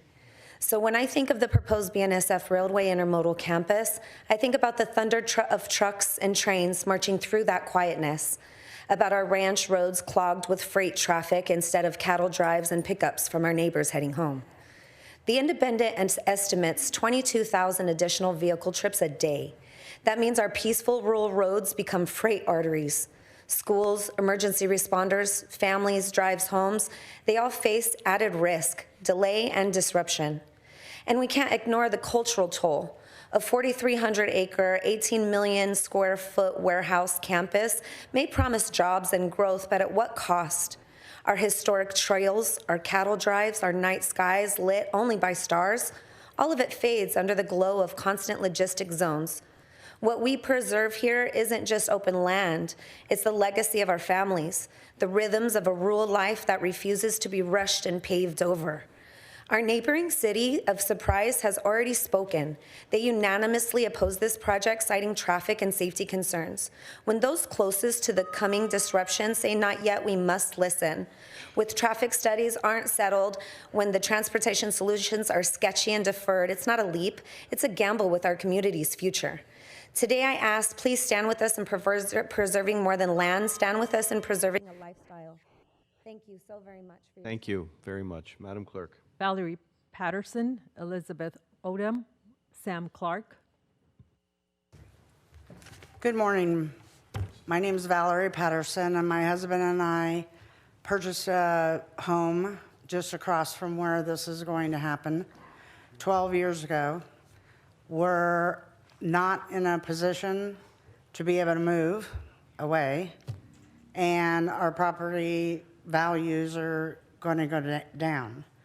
Your ordinances, regulations, and codes say that the Board of Supervisors has adopted several ordinances, regulations, and construction codes relating to property and its use to ensure orderly development and quality of life in Maricopa County for all residents. In those ordinances is a dark sky ordinance, noise ordinance, zoning ordinance, drainage ordinance, all that are not being addressed here. We love our dark skies. We purchased in this area for the rural, residential, quiet, dark skies. And we just respectfully ask that you deny this. Thank you. Thank you, ma'am. Madam Clerk. Elizabeth Odom, Sam Clark, Tom Jones. Thank you for allowing me to speak today. We're not against the railroad, nor are we against commerce. What we are against is allowing this to be put in the middle of our communities, an established community who has been there for over 20 years. Is this logistically the perfect place for this? Yeah, it is. It's in the center of Route 74, Grand Avenue, close to the 303, the 93, easy access to I-17 and I-10. But so are our homes, our communities, our schools, our churches, and our cemetery. Over 20 years ago, in 2004, Mayor Schaefer of Surprise made promises to BNSF guaranteeing that they could do whatever they wanted to that property. Property that they didn't own. Property that wasn't even part of the city of Surprise, and it still isn't. But she promised that the uneducated, no indoor plumbing white trash of Whitman wouldn't go against it. And those are direct quotes from Mayor Schaefer. Well, she was wrong on all accounts. But BNSF bid on those promises and expects everyone to uphold those promises 20 years later, now that they have finally purchased all of the property. Property they obviously never did any research on, or they would have known the zoning was rural residential. That the property was surrounded by homes, not new homes, but homes that had been there for over 20 years. They would have known that right across from Grand Avenue, communities that had been there for over 50 years existed. Had they done the research, they would have found 3 schools, a handful of churches, and a cemetery less than a mile away. Had they even done a Google map search, they would have seen that this property is covered in washes. Some so large they are considered 100-year flood zone washes and require FEMA approval to do anything with them. Washes that BNSF engineers at the last community meeting stated made this property a logistical nightmare. Sadly, I was told by the county last year I could not submit all my research to the Board of Supervisors. Thank you, ma'am. Appreciate you. Madam Clerk.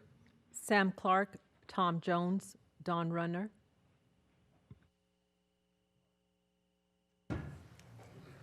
Sam Clark's not going to speak. Thank you. Mr. Jones. Madam Clerk, read the next 3 names started with Mr. Jones. Tom Jones, Don Runner, Derek Younger. Thank you, Board and Chairman. I'm Tom Jones. I'm a director of the PORA, Sun City West Property Owners Residents Association. Thank you for hearing me. I'm a veteran as well. The Sun City West, I'm reading this that you should have received from another one of our directors, David Hunter, who's in charge of our water committee. Excuse me. I had a stroke, and so I have some problems speaking, but thank you.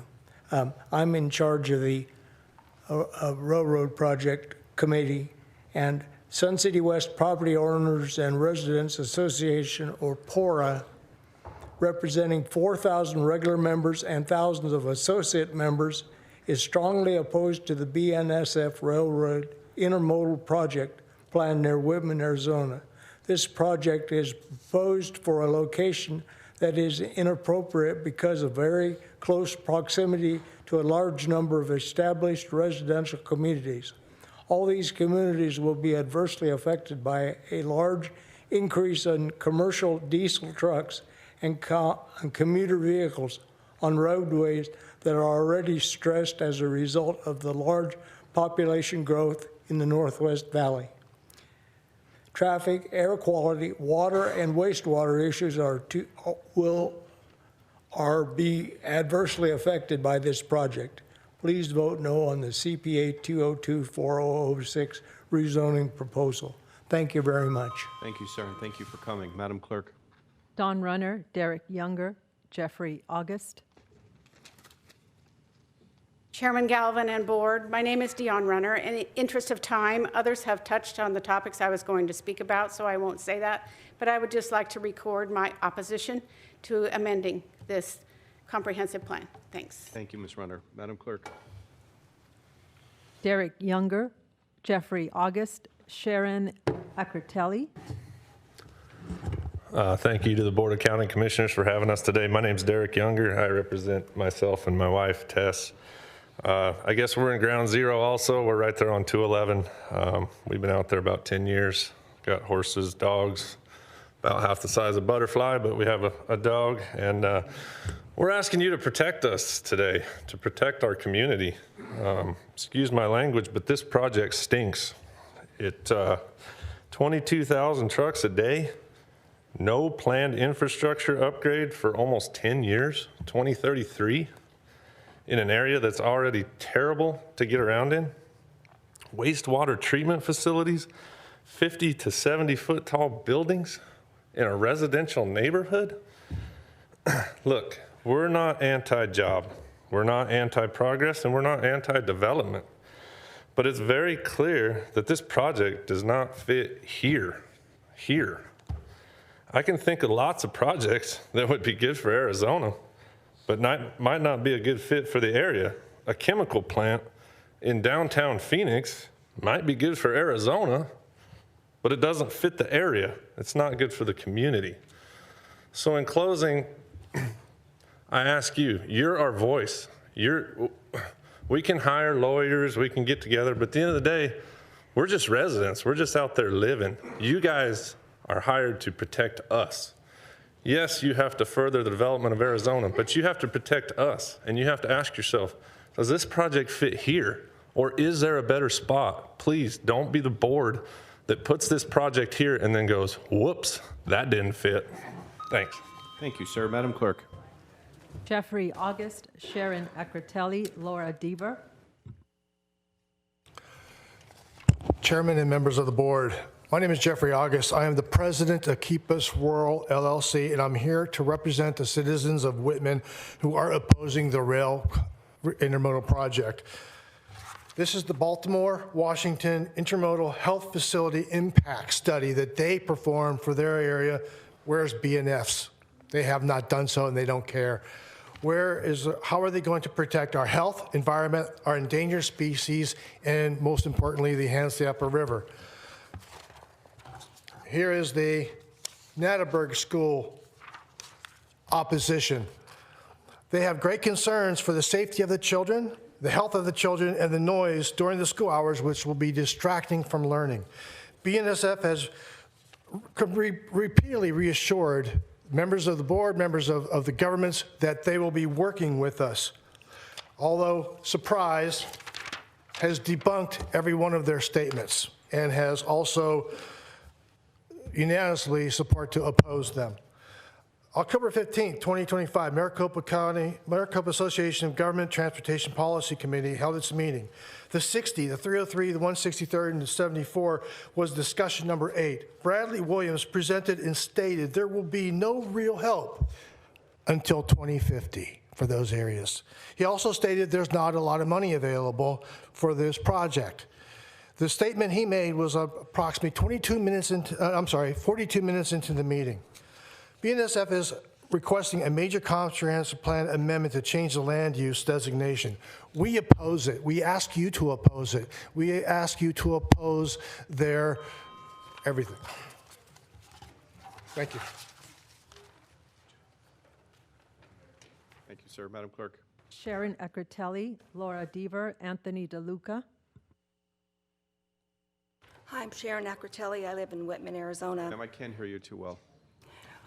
I'm Sharon Akratelli, and I live in Whitman. Where the Wild West lives, team roping capital of the world, the West's most western town. Those mottos are from Cave Creek, Scottsdale, and Wickenburg, and they capture the western spirit that Arizona was built on, and for decades, Whitman shared the same identity. When we bought our home here in 2008, Whitman was rural, quiet, and deeply Western. That's why we moved here, because we live and breathe the cowboy way of life. As a teacher nearing retirement, I spent my final years at Natterburg. Back then, our district had 2 K-8 schools, but no high school. Everyone, staff, students, and residents, knew the high school was supposed to be built on 211th Avenue across from the Proving Grounds. We were told the land was secured. And then without explanation, the location was suddenly changed, and we accepted it. Things changed, and that was in 2022. But what hasn't changed until now is this area has always been rural residential with 1-acre lots and open land. That's how we built our lives. To hear politicians now say that rezoning this land for industrial use is no big deal is deeply upsetting. It is a big deal. It destroys the very character of our community. Since COVID, the population out here has exploded. More families, more students, more people trying to escape city life and find peace in rural Arizona. With that growth, we need thoughtful planning, not warehouses, not rail yards, not 22,000 trucks a day. This land should not be smothered with industry. It should be preserved as part of Arizona's scenic route to Prescott, Jerome, Sedona, and Las Vegas. It could be a gateway to the West, a place for families, tourists, and riders. Instead of an industrial hub, imagine an equestrian park that celebrates our heritage, supports tourism, keeps kids safe, and gives them open spaces to grow. That's what Whitman deserves. Thank you, ma'am. Madam Clerk. Laura Deaver, Anthony DeLuca, Lisa Everett. Real quick before you start my time, Madam Clerk, can you give the board the letters that I asked? Thank you. And Chairman Galvin, in the observance of time for all of you, I've been asked to give those here that don't want to speak a voice. So if it's okay with you, can I ask everybody that's in opposition just to raise their hand? Thank you. Nice job. Nice and quiet. Thank you. Perfect. Thank you. Ma'am, go ahead. Okay, my name is Laura Deaver. I live in the BNSF Logistics Park Phoenix that is adjacent to the 839 acres we're talking about today. Chairman Galvin and supervisors of the board, today I don't want to talk to you about facts anymore regarding this project. I want to talk to you a little different today. On November 7th, 2024, almost 1 year ago today, we stood before Planning and Zoning with this very case. I was here then, speaking just as I am today. At that time, BNSF promised to work with our community. They promised to really hear our concerns. Yet in the 363 days that have passed, they have met with our community exactly one time. And with every continuance request, there's always another excuse, just like today. They're waiting to meet with this group or working with that organization or needing more time to coordinate with somebody else. But they're a multi-billion-dollar corporation working on a multi-billion-dollar project. So why all the delays? Why all the excuses? Many folks here today flew in on flights into Phoenix on Monday. This continuance that they're asking for today was in fact submitted while many of us were in Wickenburg at the town hall. Today I stand before you exhausted. I'm emotionally worn, and truthfully, this fight has taken a heavy toll. I've devoted every ounce of my time, energy, and heart into protecting my family and my home. I've lost sleep. I've sacrificed time with my daughter, and through all of it, I've tried to hold on to every bit of still we have where we're left. She was not asked, but this is my daughter, and her letter reads, "Dear Board of Supervisors, I don't like the railroad because I won't get enough sleep at night, and in the morning I will be grumpy. Love, Kyrie. Please vote no on this continuance and the CPA." Ms. Deaver, stay right there. Please tell Kyrie we said thank you. I will, thank you. And the picture, it might be hard to understand, but those are her fighting fists. And she added a Post-it when she got done, and she said, "Mama, be strong because we'll win." And she's running in her booster run today, and it's the first school event for her that I've ever missed because she told me that this was more important to be here. Okay. And thank her on our behalf for participating in the public process. Thank you. Thank you. Madam Clerk. Anthony DeLuca, Lisa Everett, and Roger Mayap.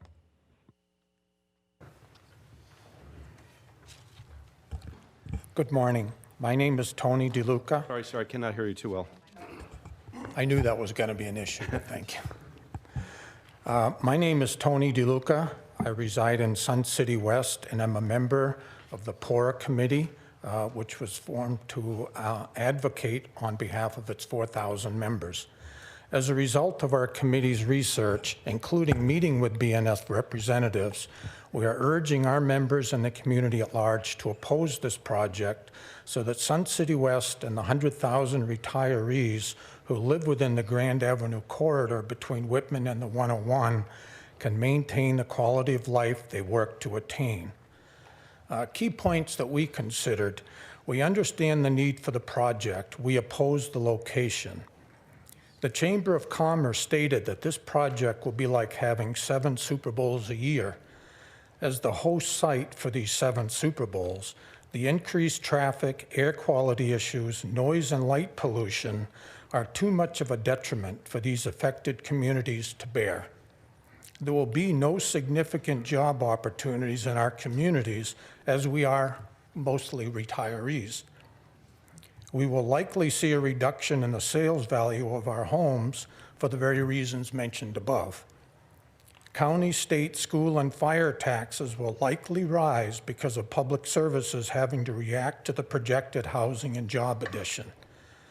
Therefore, the actual financial burden and decreased quality of life on these retirement communities will be much higher than the perceived benefit.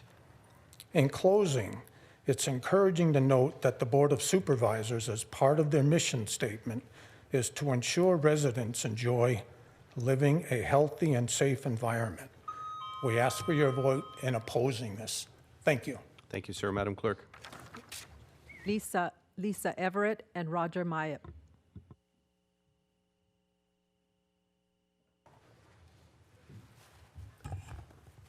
We all knew this day would come. I am here today to ask you to vote no on BNSF yet again.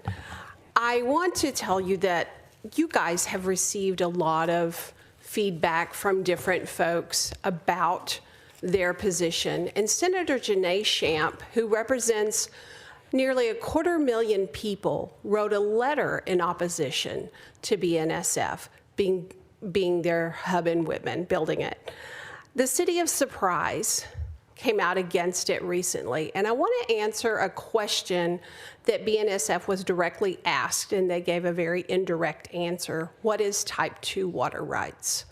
According to Chris Judd, who is a city council member in Surprise, he stated that that allows them to use 500 million gallons of water per year without reclaiming that water into perpetuity. That's going to force everyone in Whitman to drill a deeper well. I know you've heard many things today. I have been speaking to you a lot, but these letters here, there are 5,600 of those letters. And no, I didn't pay someone to go door to door. I didn't have clickbait on Facebook. I went to meetings, I went to organizations, I sat at car shows, and I had a sign, tell BNSF no and ask me how. And they came and they signed these letters, which you all already have. I'm appreciative of each of you listening to us today and taking into account all of these people who are against this project. Thank you, and vote no. Thank you, Ms. Everett. And I'm going to ask Ms. Everett, you and your friends, to please remove those petition sheets. I appreciate the visual aid, but they need to be removed. Mr. Myatt, hold on a second, sir.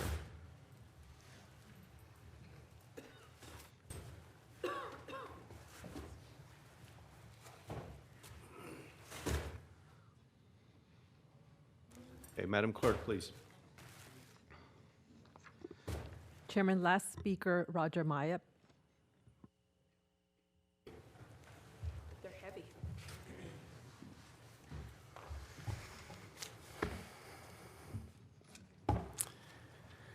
My name is Roger Mabe. I live in Wickenburg, just off the 93. This highway is commonly referred to as Blood Alley. Residents on Blood Alley constantly are awakened by medic sirens. Highway 93 is one of the most oddities in America. It is one of a few highways between two major cities, Phoenix and Vegas, that does not have a continuous freeway. It's pretty ludicrous. If you Google Highway 93, you'll learn that it is one of the most deadly highways in Arizona, and for that fact, the United States. Highway 11, which is planned to be future construction, will do nothing for this overcrowded Blood Alley and for the Wickenburg area. About 30 years ago, I had a great opportunity to construct a poultry farm on my 17 acres. It was very profitable, it was legal, and it was zoned correctly. In hindsight, I wish I would have been more considerate of my neighbors and not done it. I can see why my neighbors coined the phrase, "Roger, not in our backyard." Just because I could construct a poultry farm in my neighborhood doesn't mean I should have. Kind of like some would say smoking pot. Just because it's legal, maybe you don't need to do it all the time. Maybe you shouldn't. In closing, it's like my father-in-law says, a monkey with a brain tumor can see that this cluster facility is not suited for Whitman. Not in our backyard. Thank you, sir. Okay, Madam Clerk, do we have any registered speakers on the webinar for this planning item? Chairman, I did not receive any requests to speak via the webinar. Okay, thank you. And according to my notes, we have 7 who oppose, who will speak only if necessary. Is that correct? Chairman, that is correct. Okay, by show of hands of those 7, do any of you want to speak? Okay, please come down, announce your name, and the clerk will check that that's one of the 7 names that we have. Okay, Madam Clerk? Thank you, Chairman. Okay, so I'll need you to verify before they speak. Heather Dyer.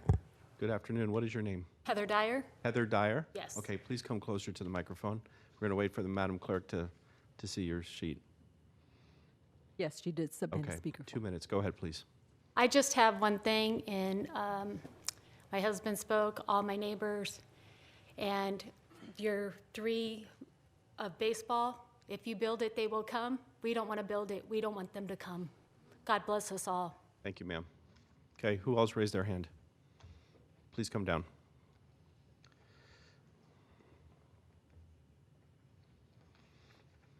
Hello, what is your name? Hi, my name is Kirsten Froelich, and I actually signed up to speak.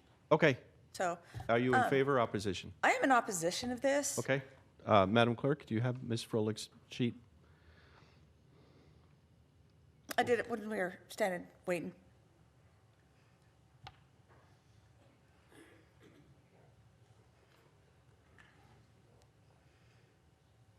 Okay, you know what? I'm going to let you speak for 2 minutes, but after that, I'm going to adjust how I'm handling this. So go ahead, Ms. Froelich. Hi, thank you. My name is Kirsten Froelich. I live on West Smokehouse Trail, which does not show up on any of the maps. It's a fairly new build. I've been in my place for not quite 2 years. When I purchased, I was told it was state land that was 40 feet from my front door, but it's actually BNSF. I'm on the southern border between 211th and 215th. They put in some new houses. If you take 215th, go to the pavement ends, I'm the first house after the pavement ends, and I'm the last house on the road. 500 feet from my property is where they propose to put their 22-acre wastewater treatment facility. I have concerns about that. I have concerns about the environmental impact, the environmental damages. I'm a veteran, and I have issues from burn pit exposure.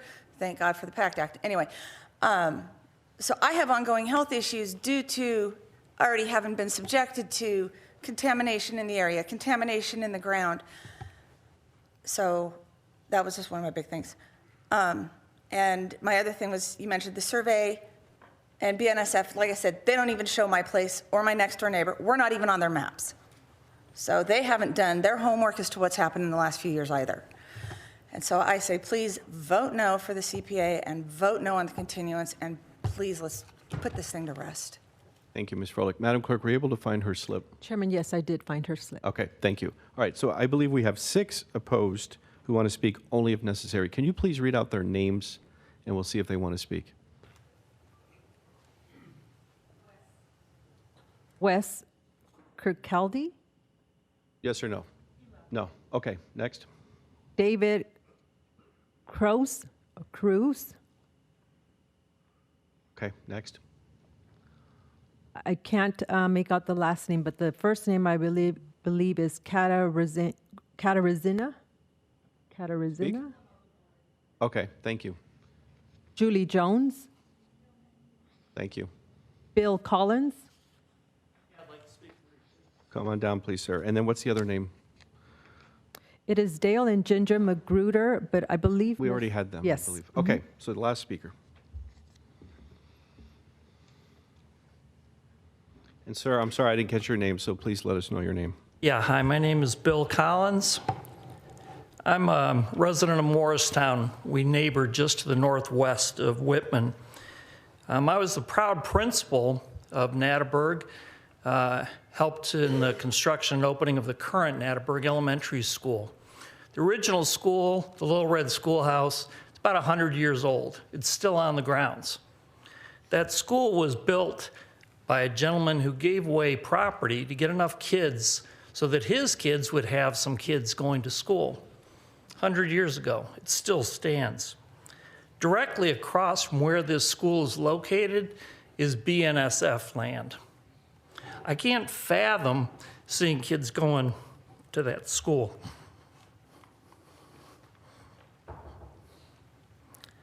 I think there's a huge disconnect in what's going on here and what's going on in that part of the valley. I hope people are getting eyes on this. I see BNSF kicking the can, bobbing and weaving, nothing new. And I remember when they purchased that property, I was at that school. We had maps that showed where the future schools were going in that district. 7 we anticipated. I opened up Desert Oasis. That was the second. The high school was supposed to be on 211th. I started working as an administrator in the Dysart district when there were 5 elementary schools and 1 high school. There's 24 in that district now, and 4 high schools. What do you think's heading into that area towards Wickenburg? Homes, on acres, rural. Thank you. Thank you, Mr. Collins, and thank you for your patience. Okay, that concludes the public comment portion of today's hearing, and I want to thank all of you in the room for being respectful of each other, being respectful of your comments. I think people who spoke out in favor and in opposition were all eloquent and helpful for this board. Ms. Demmett, I promise you 5 minutes of rebuttal. Please come up. Thank you, Chairman Galvin and members of the board. I just would like to make a few remarks in closing. One of the items I wanted to clarify, Supervisor Lesko asked a question about a statement I made originally about the reason for the continuance request coming in this week, and it was not related to the November 5th meeting today just being scheduled. It is the transportation meeting with ADOT, MCDOT, MAG, in the city of Surprise that has been scheduled for next week, November 13th. That meeting was just scheduled in the last few days, and we think underscores the active progress that we're working on transportation solutions, and we believe that is a substantial reason that a continuance should be granted. Back to the comprehensive plan amendment, I've made a lot of comments as to that. Our belief is that the county should correct the mapping error that has been admitted. Beyond the mapping error, we believe that the industrial or employment land use designation is consistent with the White Tank Grand Avenue area plan as adopted in 2023 because of the statements and provisions in that plan, and specifically the direct quotes regarding this project and the establishment of a growth area in and around the BNSF site. There was a lot of detailed discussions today on components of the project as a whole. These are details related to the project, some that we are working through, some we can resolve, some we can't resolve. We've heard a lot of statements and comments and some misinformation, a lot of opinions, and a lot of these things are related, again, to the larger Logistics Park Phoenix project, which is not before you today. To me, that underscores why BNSF has consistently asked that this comprehensive plan amendment application be heard with the rezoning application so that everyone has all of the information together and you can make a complete decision based on a complete package.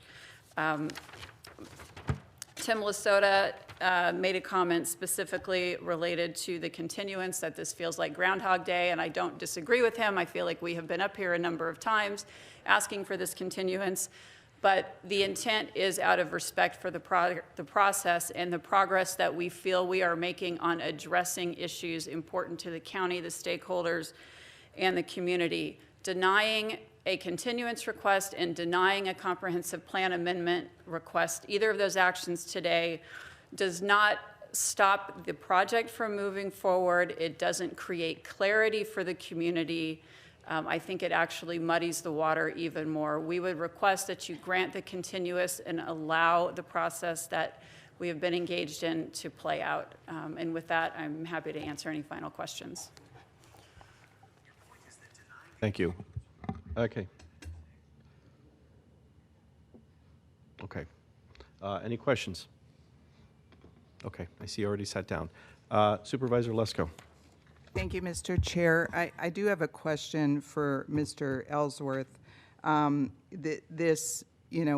going to be voting on a land use issue today, and so I do think the comments were applicable to that. I don't have a question. I have a question for Tom Ellsworth. My question is, if the board decides that we would deny the application by BNSF Railway, it's my understanding there's other options for BNSF Railway. My understanding is they can come back to us, or they could go to Surprise, or as I think Ms. DeMitt just said, we're going to do it. She's told me that numerous times. She's told many people, we're just doing it. And so is that your understanding as well? Mr. Chairman, Member Lesko, there would be a denial of this case today. Only changes to would keep the land use designation as single-family rural. Any rezoning request would need to be in conformance with that land use designation. So yes, you're correct. They have several options they could pursue on their choice of how to continue forward with their project. Thank you. Okay, any other questions for staff? Okay, I want to thank Ms. Demmett for her rebuttal. I want to thank Mr. Ellsworth for being available to answer any questions.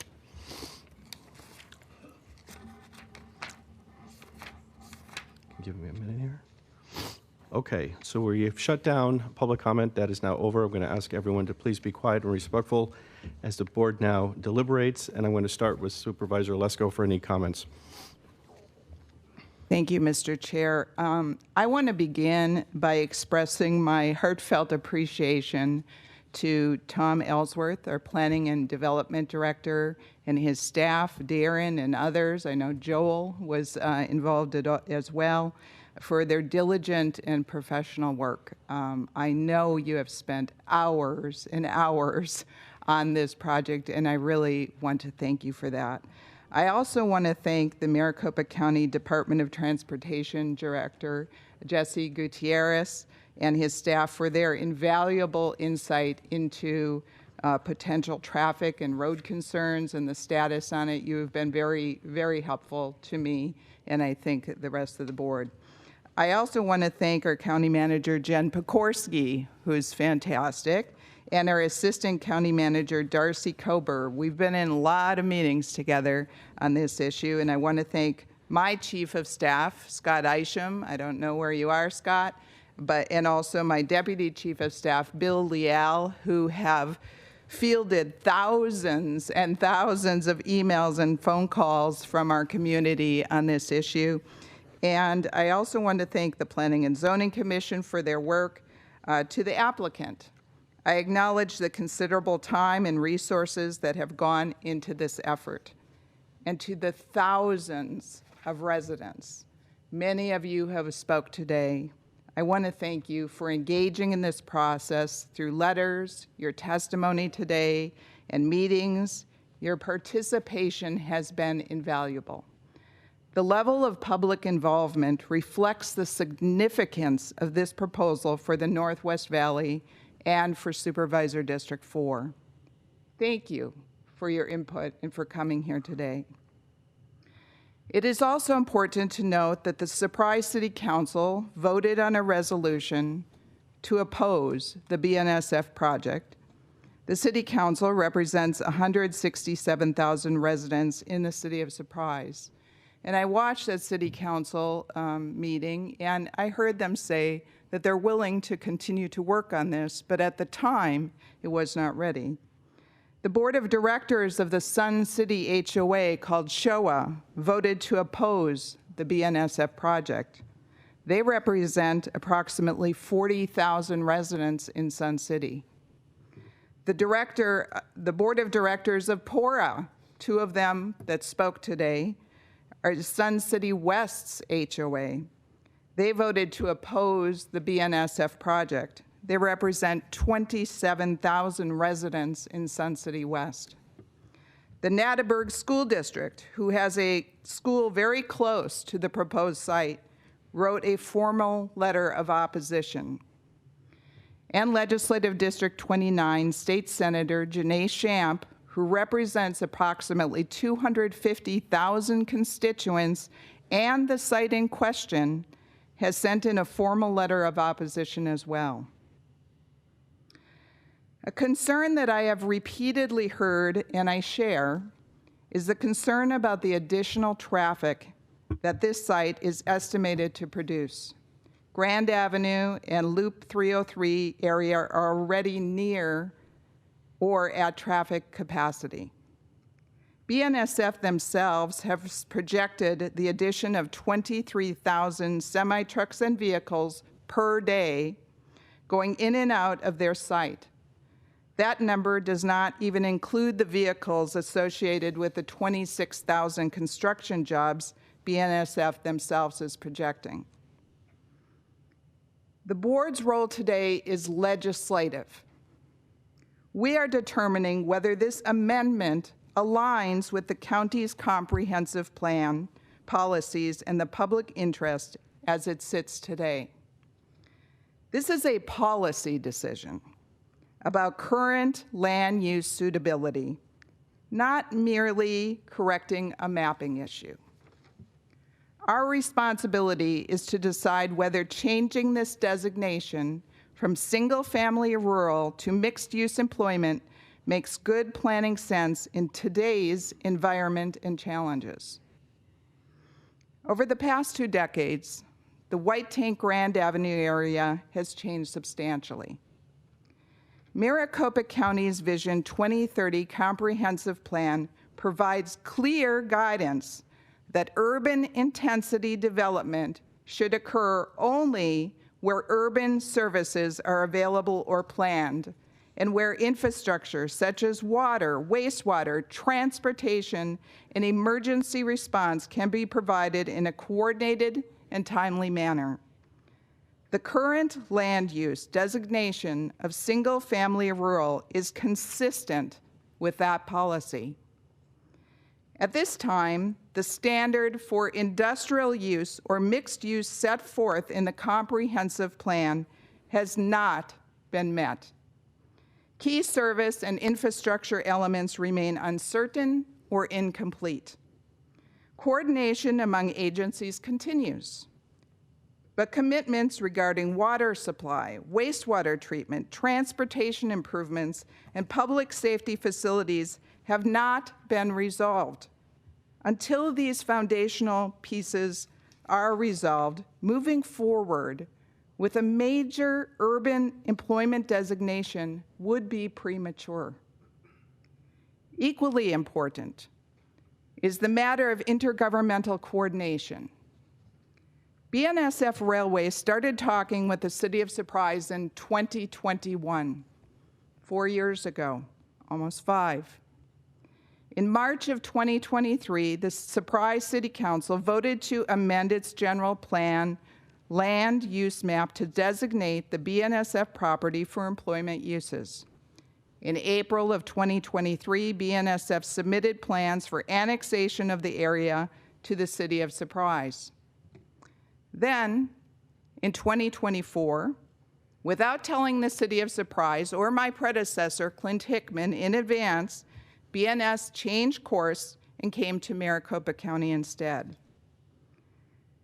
When the prior Maricopa County Board of Supervisors adopted the White Tank Grand Avenue Plan in 2023, discussion about infrastructure and services occurred in the context of annexation into the city of Surprise, where municipal systems would support development. This proposal changes that context. It seeks a mixed-use employment designation in unincorporated county land without those service agreements or annexation in place. And in fact, as we heard, the city of Surprise, the logical service provider for the area, has formally voted to oppose the BNSF project as it currently stands. Our county's planning framework places a high priority on regional consistency and collaboration. Advancing a large-scale employment land use designation in unincorporated territory without city coordination or service agreements in place risk fragmented growth and duplicative service efforts. These are outcomes our comprehensive plan specifically seeks to avoid. This case has been before us for many months and has received numerous continuances requested by BNSF to allow further coordination and refinement. Despite those extensions, the core issues remain unresolved. I appreciate the applicant's willingness to engage and adjust. We've been in many meetings together. But we have reached a point where additional delay will not change the fundamental reality that the infrastructure and service framework necessary to support this level of development is not in place. The policy framework, the infrastructure, and the intergovernmental coordination necessary to support urban-scale employment uses in this area of unincorporated Maricopa County are not yet established. Therefore, Mr. Chairman, I move that the board deny CPA 2024006, the BNSF Intermodal Major Comprehensive Plan Amendment. Supervisor Lesko, thank you so much. Before I ask for a second, do any of the other supervisors have comments? Because I certainly do. Madam Vice Chair. Mr. Chairman, I second with the request that we have a roll call votes, and with each vote, we be allowed to explain our votes. Okay. Okay with that? Madam Clerk? Thank you, Chairman. Supervisor Stewart. Thank you, and thank you, Debbie, for that comprehensive understanding. You know, for many of you, you may not know this, but open meeting law doesn't allow us to sort of collaborate it's a good thing, right? So a lot of the information that I've gotten about this project has come from Lisa, thank you for meeting with me, from the applicant and from staff about this. And I think Debbie hit the nail on the head. You know, as a city councilman in Chandler, Intel built what is the fabrication plant for the fastest ships in the world right now. It's a national security issue, but they got their ducks in a row before they built that plant. They invested in the school district. They invested in the community colleges. They were at events, the Chamber of Commerce events. They were part of the community before all of that happened, even knowing they had to get these chips built quickly for our national security. But they were able to do that because they work with the community to do that. In this case, that didn't happen. And we like to have our ducks in a row before we vote on things to move them forward. And that didn't happen on this project. So I'll be voting no on this. Thank you, Mr. Chair. Thank you. And I want to make one distinction. A vote in favor of the motion is for denial of the comprehensive plan amendment. I'll be voting yes. I'd like to amend my vote, Mr. Chairman. Didn't hear that part. Good timing. I'll be voting yes. Okay. Supervisor Gardo.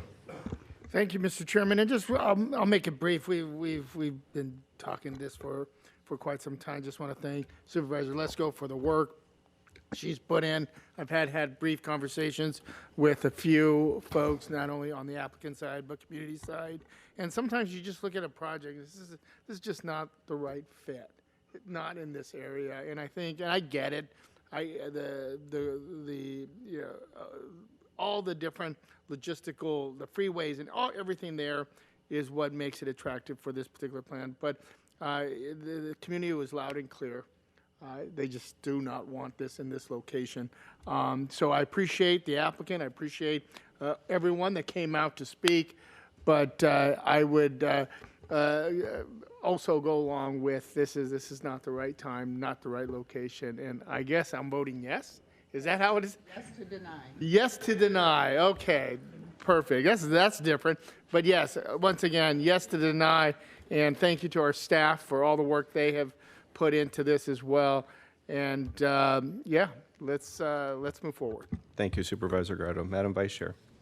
Thank you, Mr. Chairman. I served in the Arizona legislature from 2010 to 2020, working under 2 different governors, including one of the most pro-growth governors in the state of Arizona's history. And I have transitioned then to the county and been doing a lot of work with the County Supervisors Association, serve on the Legislative Policy Committee. Economic growth, attracting businesses to the area, all the work that we have done at the state and county level have led to the hypergrowth we have experienced up to now. So I want to make it clear that I absolutely get the regional and statewide economic impact. I was talking to someone and we both agreed there are not enough semis in the state to truck in what is needed to build what has already committed and moved here. It's just not there. So my formal request to Arizona business leaders who I know support this project, that you take into account the high cost of infrastructure to local governments, roads, sewers, water, fire, police, hospital, and schools, and more importantly, the amount of time it takes to do what they call fill the pipeline. Everything from hire the engineers to plan the project, to design the project, and to build the project. We, as was evidenced in Mr. Gutierrez's comments, it's way out there before the roads to accommodate what is already here are built. And the answer is not bring more businesses here. The answer is to focus on those boring, unsexy things like roads, water, sewer, all the things actually that we work on here at the county. It has highlighted a disconnect I noted early in my legislative term between legislators, local government, and actually even business leaders on this issue. I always used to complain when my colleagues would cut taxes and go home and call it a job well done. I said, but we've passed all these mandates and all these requirements down to the local governments. They actually have to run things. How do we pay for it? But it wasn't an exciting question to answer. It was certainly challenging. Regarding this project specifically, where the project is supposed to go, nobody wants it. Where the project is supposed to go, the capacity is either not there or has not been discussed, and if it has been discussed, it's not transparent. I would also respectfully point out that BNSF communication has been lackluster to non-existent for months, if not years. I raised the alarm to my connections there months ago. My comments went unheeded. I asked BNSF to go back to the table affirmatively, work with the local communities and elected officials to resolve the acrimony that clearly exists, I believe, as a result and part of non-communication, and figure this out. I understand that there is an eminent domain component here, but I ask that you restore, enhance, communications, I know the choice is burn the house down and kill the dog and then I'll get what I want. The answer actually is to come up with a compromise or a solution aside from it's just because we can. That's not going to work. BNSF has been in that community for decades.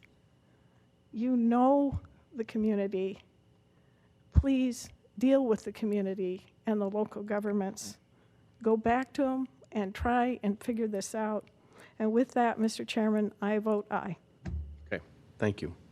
And before I explain my vote, once again, I want to thank everyone for being here. I'm going to ask, after the vote is concluded, no outbursts, be respectful of everyone on the way out. I am going to ask for a 5-minute recess because even though we're on item number 8, we still, as a board, have nearly 100 items still to go.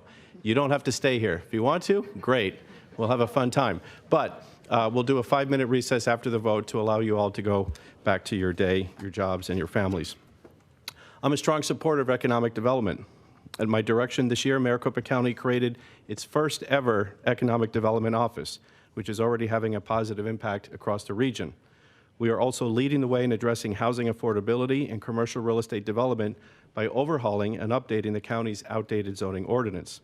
I have voted to approve major development projects in all parts of Maricopa County.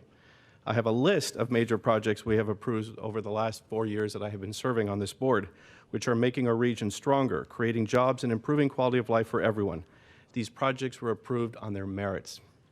As chairman of the Maricopa County Board of Supervisors, I believe the county's role is to foster an economic environment that allows cutting-edge companies to bring their ideas here, to hire skilled workers who live here, and to engage in commerce to make our community and nation more prosperous and stronger. It is important to me that proposed developments have satisfied the question of long-term infrastructure planning, and as always, that is the issue today. The county comprehensive plan is clear. Major development should occur when infrastructure for water, wastewater, transportation, and emergency response can be provided in a coordinated and timely manner in conjunction with state agencies and municipalities. In the case of the BNSF project, those infrastructure needs have not yet been fully addressed and answered.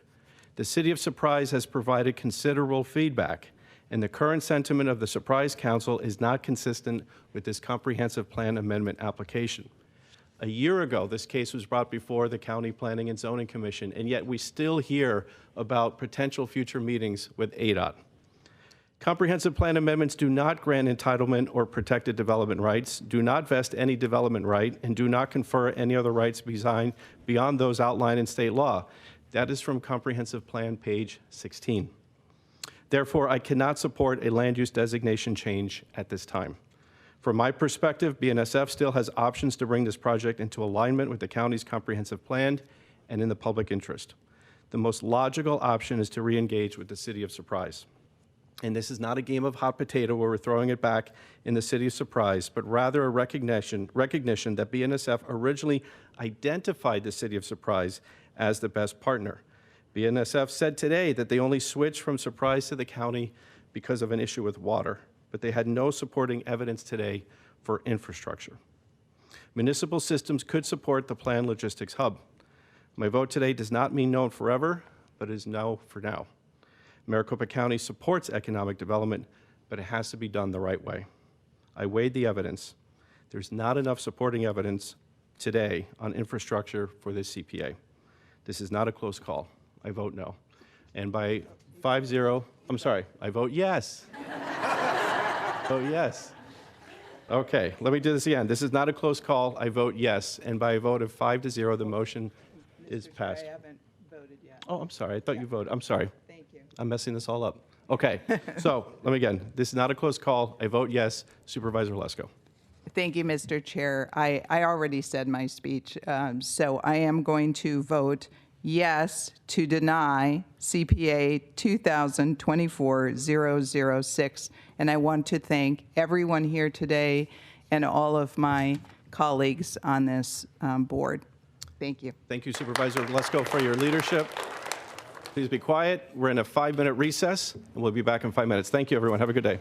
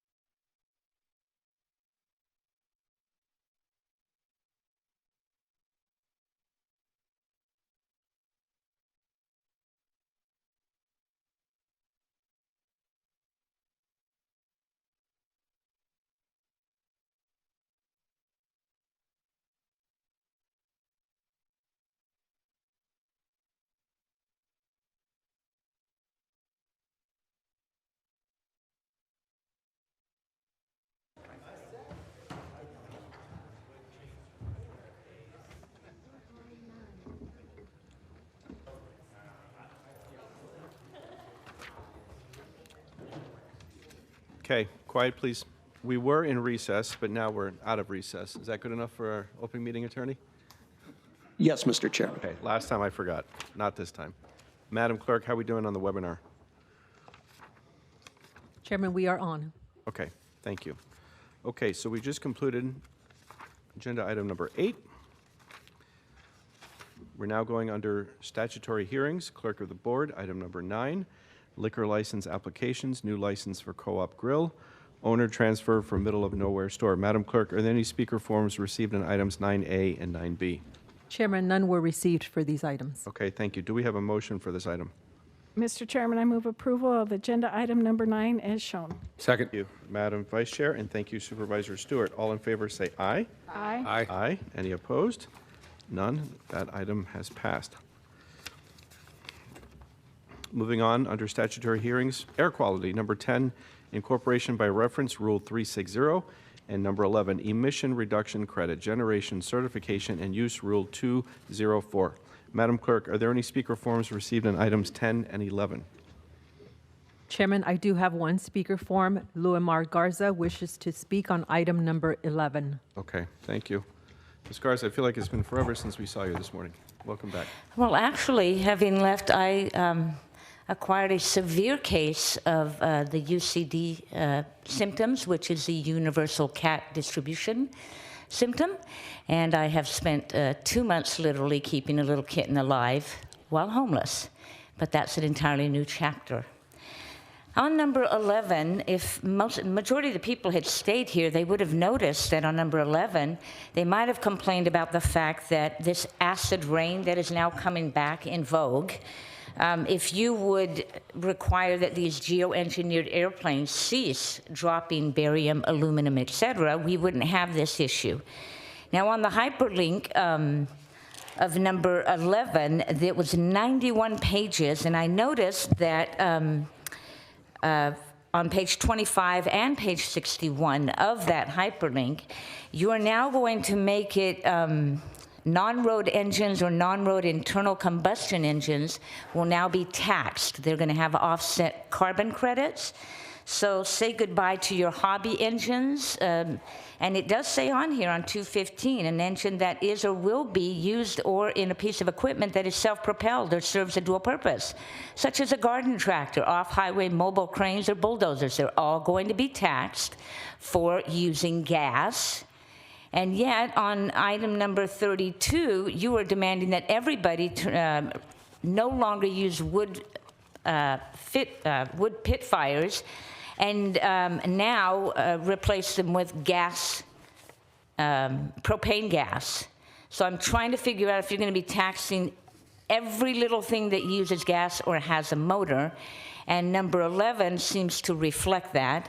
And that ties into number 10 because of the acid rain, which has a hyperlink of 46 pages, and you should also look into page 12 of that. Thank you for your question. Is there anyone from staff who can quickly answer that, please? Mr. Chairman, Philip McNeely is here. He's the Director of Air Quality. Great, thank you. And sir, please identify yourself for those watching online. Chairman Galvin and members of the board, I'm Philip McNeely, the Director of Maricopa County Air Quality. Rule 204, which is item number 11, is not a tax. It is an emission reduction credit opportunity. So basically, when a major source comes into Maricopa County, because we're in ozone non-attainment, they have to offset their emissions. It's a Clean Air Act requirement. So this is a voluntary program where if off-roady vehicles like heavy equipment for construction sites, landfills, mining sites, if a company that comes in and needs credits, they can upgrade or buy new equipment that's lower emitting, and they'll get credit for that. So basically, the major source helps these companies upgrade their equipment. They get credit, and then they can build their companies here. It's not a tax. It's 100% voluntary. Thank you. Supervisor Lesko. Thank you, Mr. Chair, and thank you, Phil, for explaining that. And I also, since we had a Veterans Day event earlier, I want to say thank you for your service to our nation, since I understand you are a veteran yourself. Chairman Galvin and Supervisor Lesko, thank you very much. Thank you. I yield sir. back. Very nice. Supervisor Lesko, thank you. Okay. Is there a motion for items 10 and 11? Mr. Chairman, I move approval of items 10 and 11 as presented. Thank you, Madam Vice Chair. Is there a second? Second. Thank you, Supervisor Stewart. All in favor say aye. Aye. Any opposed? None. Motion carries unanimously. Going now to the Board of Supervisors consent agenda, items 12 through 57. Supervisors, do you wish to remove any item from the consent agenda?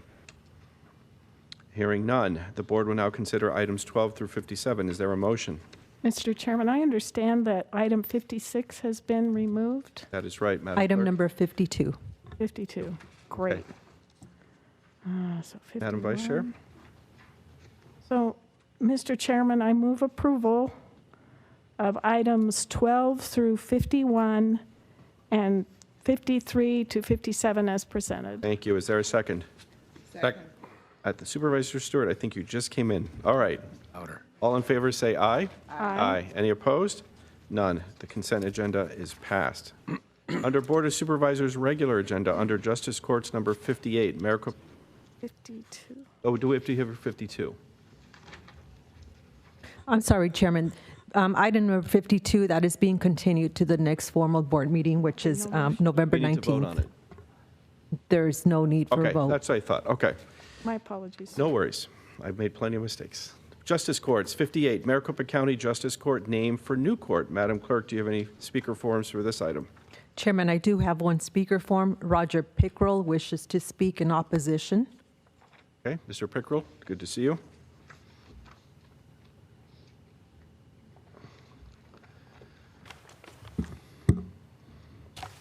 I wish I could clone that 2-minute mark. This is one of those type of moments.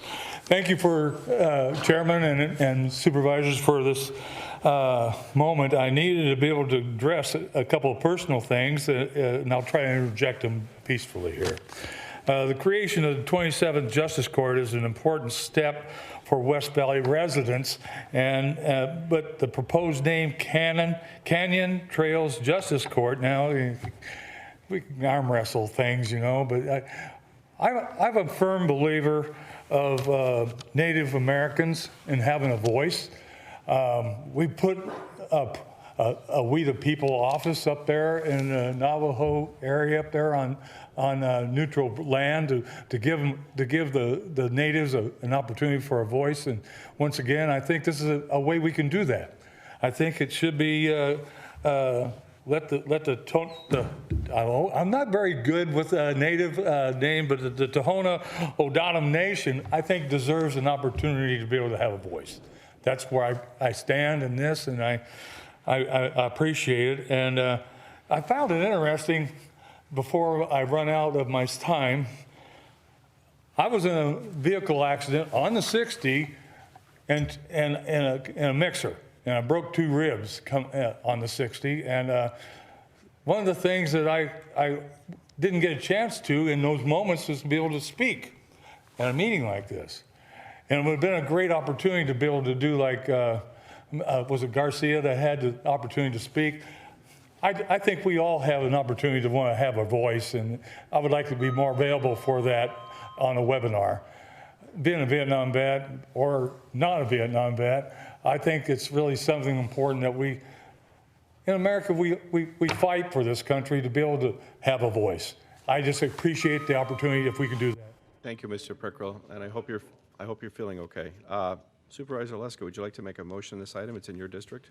Yeah, thank you, Mr. Chair. I'm excited that we're getting a new court in the West Valley. The current courts are totally over capacity, and this name of Canyon Trails is a large subdivision. I spoke with the mayor of Goodyear just yesterday about it, and it was brought forward actually by the justice courts, that name. They had several names, and they thought this was the best name for that area. And so I am going to be in support of this item. Thank you. Do we have a second? Mr. Chairman, That was a motion, correct? Oh, I'm sorry.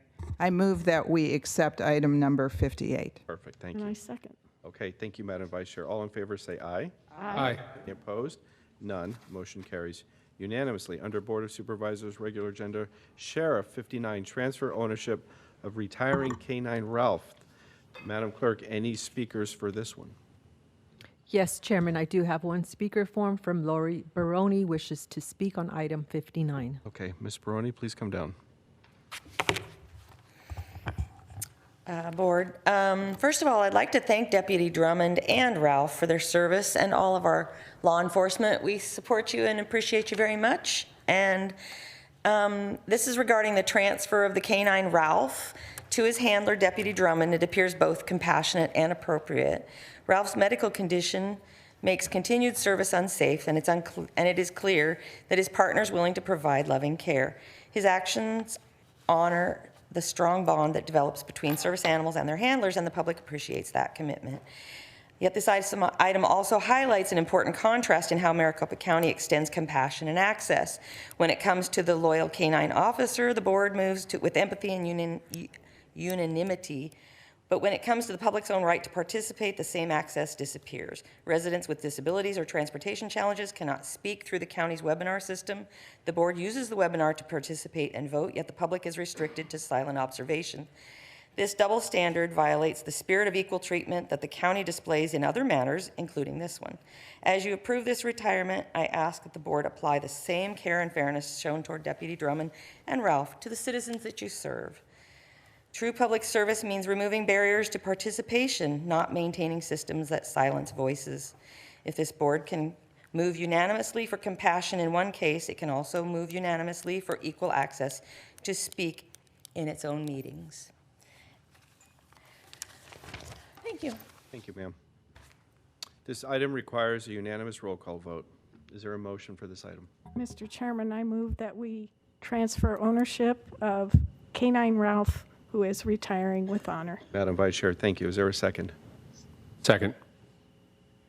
Supervisor Stewart, you went all the way. Thank you. Okay, Madam Clerk. Thank you, Supervisor Stewart. Yes. Supervisor Brophy McGee. Aye. Supervisor Lesko. Aye. Supervisor Gallardo. Aye. Chairman Galvin. Aye. Motion passes 5-0. Under County Attorney, item number 60, initiate litigation regarding zoning code and floodplain use violations. Item 61, settlement in Maricopa County versus TP Racing LLLP. The board will now consider items 60 and 61. Madam Clerk, any speakers for these items? Yes, Chairman, I do have two speaker forms. Leslie Shepard wishes to speak on item number 60. Jamie Martin wishes to speak on item number 61. Okay.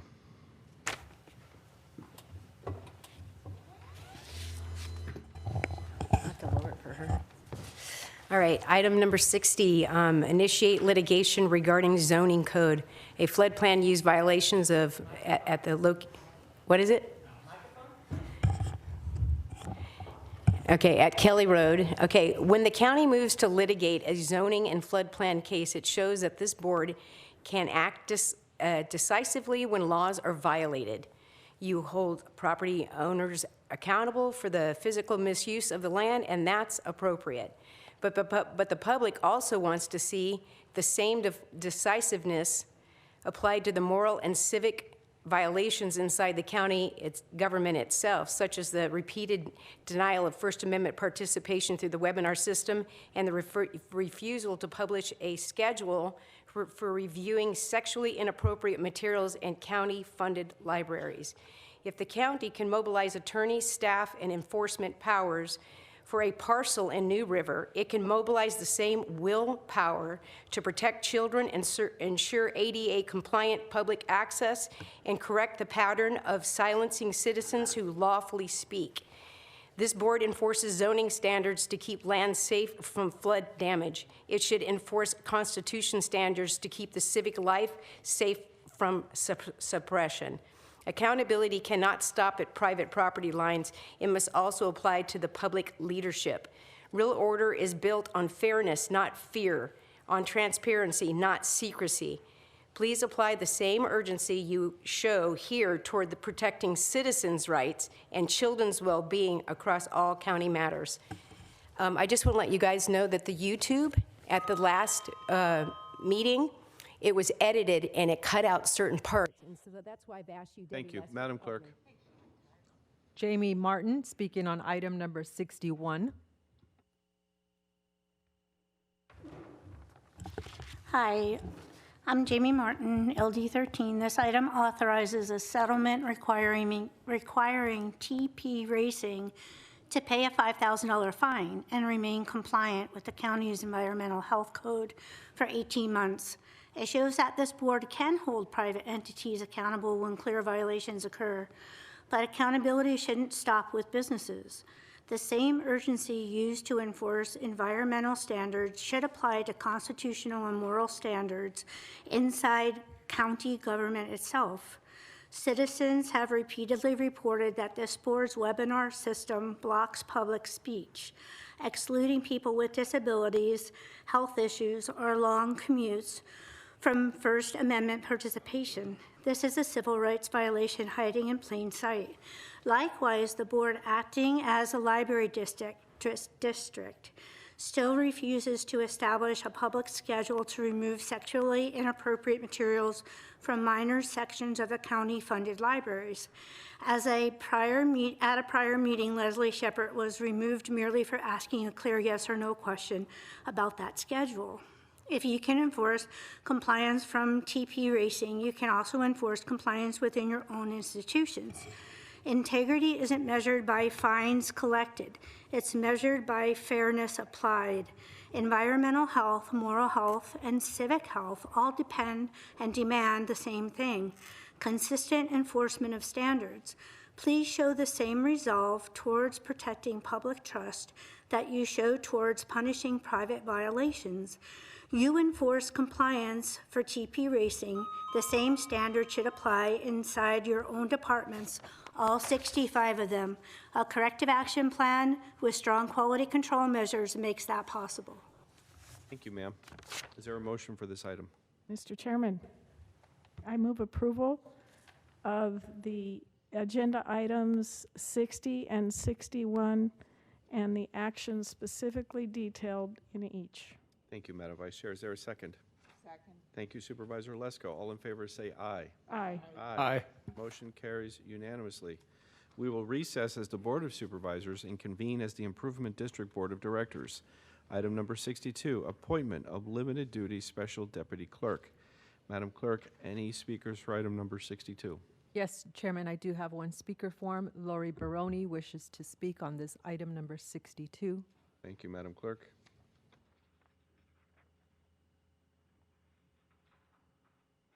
All right, Board, this agenda seeks approval to appoint Jill Hagner as limited duty special deputy clerk for matters involving improvement districts. Routine as this appointment may seem, it carries real implications on how the clerk's office operates and how transparent those operations are to the public. The clerk of the board is a gatekeeper for access, not just for records, but for the public voice. When the clerk's office oversees speaker slips, agenda postings, webinar settings, it determines who may participate and who may not. Today, the board continues to appoint staff that make internal improvements while still denying the public equal use of the webinar system. County employees and supervisors log in remotely and speak freely, but the citizens they serve remain muted. That policy silences people with disabilities, health challenges, or long commutes who cannot attend in person, a form of discrimination that contradicts the county's duty to uphold both the First Amendment and the Americans with Disabilities Act. As you confirm this appointment, I ask that the clerk's office and this board take a closer look at how administrative power is being used, not to facilitate participation, but to restrict it. Each new appointment is also a new opportunity to correct the system and make public access truly equal. Until the public can speak through the same technology that the board itself uses and allows chosen speakers to use even, the county's procedures remain incomplete and unjust. I strongly suggest you all do better, because that doesn't help you with your transparency vow, Mr. Galvin. So please, transparency and proper access is what the people demand and deserve. You work for us, and we expect you to honor your citizens and the people who put you in that place. Okay. I look nothing like Clint Hickman, though, by the way. Okay, Madam Clerk. No other speakers, Chairman. Okay, is there a motion for this item? Mr. Chairman, I move approval of item 62 as shown on the agenda. Thank you, Madam Vice Chair. Is there a second? Mr. Chairman, I second that motion with a brief comment. Go for it. Thank you, Mr. Chairman. First of all, let me just say thank you to our entire Office of Clerk of the Board of Supervisors. They do wonderful work. They have a lot on their plate. This is a huge county, fourth largest county in the country.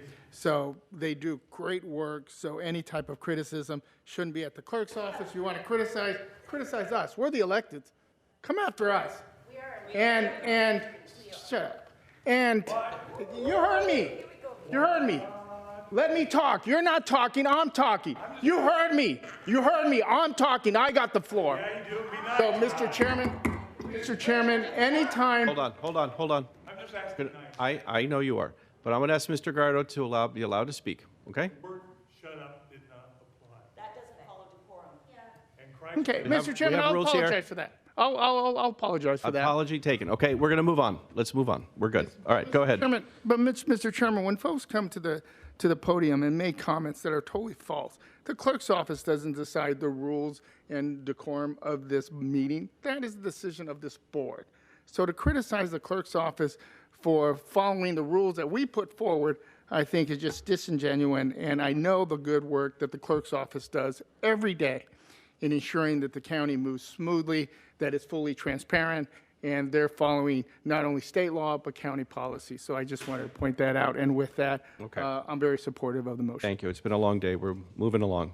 Okay, so all in favor say aye. Aye. Aye. Any opposed? None. Motion passes. We will adjourn as the Improvement District Board of Directors and convene as the Flood Control District Board of Directors. And we have a few items here. Items 63 and 64, IGAs with City of Scottsdale and City of Mesa. 65, minutes. 66, preliminary engineering service agreement. 67, easement, right-of-way, and relocation assistance documents. And under Flood Control District Addendum, 68, initiate litigation regarding zoning code and floodplain use violations. Madam Clerk, do we have speakers for items 63 through 68? Chairman, yes, we do have speaker forms. I have a speaker form from Tom Arnold, wishes to speak on item number 63, which is the IGA with City of Scottsdale. He also wishes to speak on item number 67, the easement right-of-way and relocation assistance documents. And Jamie Martin wishes to speak on item number 68, which is under the flood control addendum. I'm sorry, for Ms. Martin, which number? 68. 68. So we got 63, 67, 68. Mr. Arnold, please come down.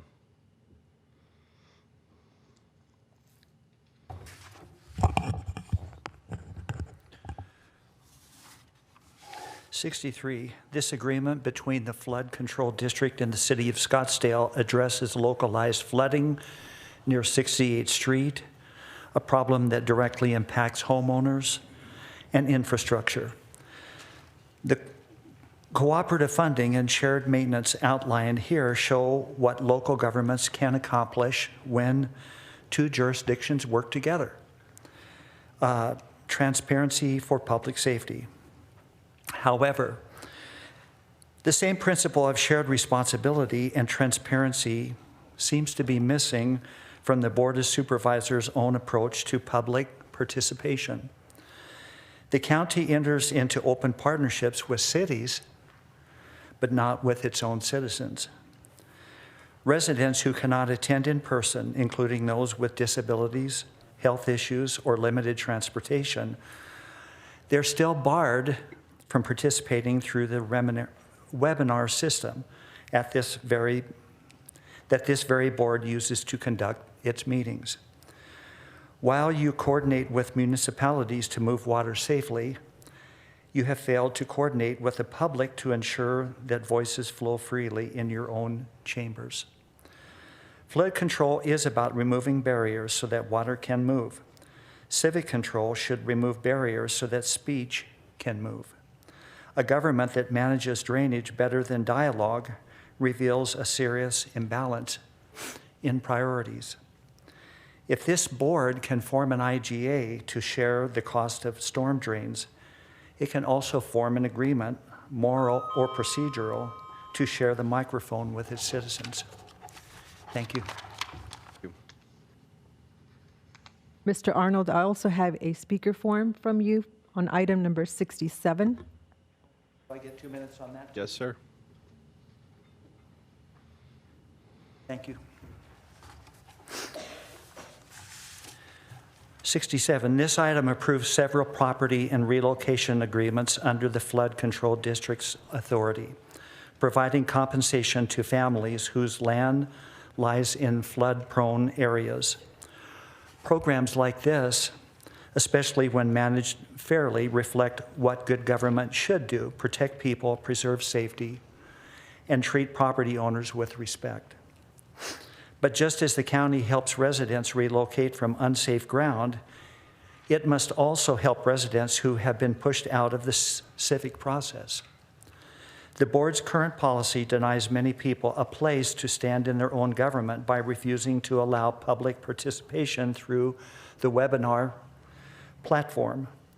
Those with disabilities, limited income, or health concerns are effectively displaced from the public square, even as the county funds programs to prevent physical displacement. Access should not depend on mobility or privilege. Equal protection under the law includes the right to speak and to be heard.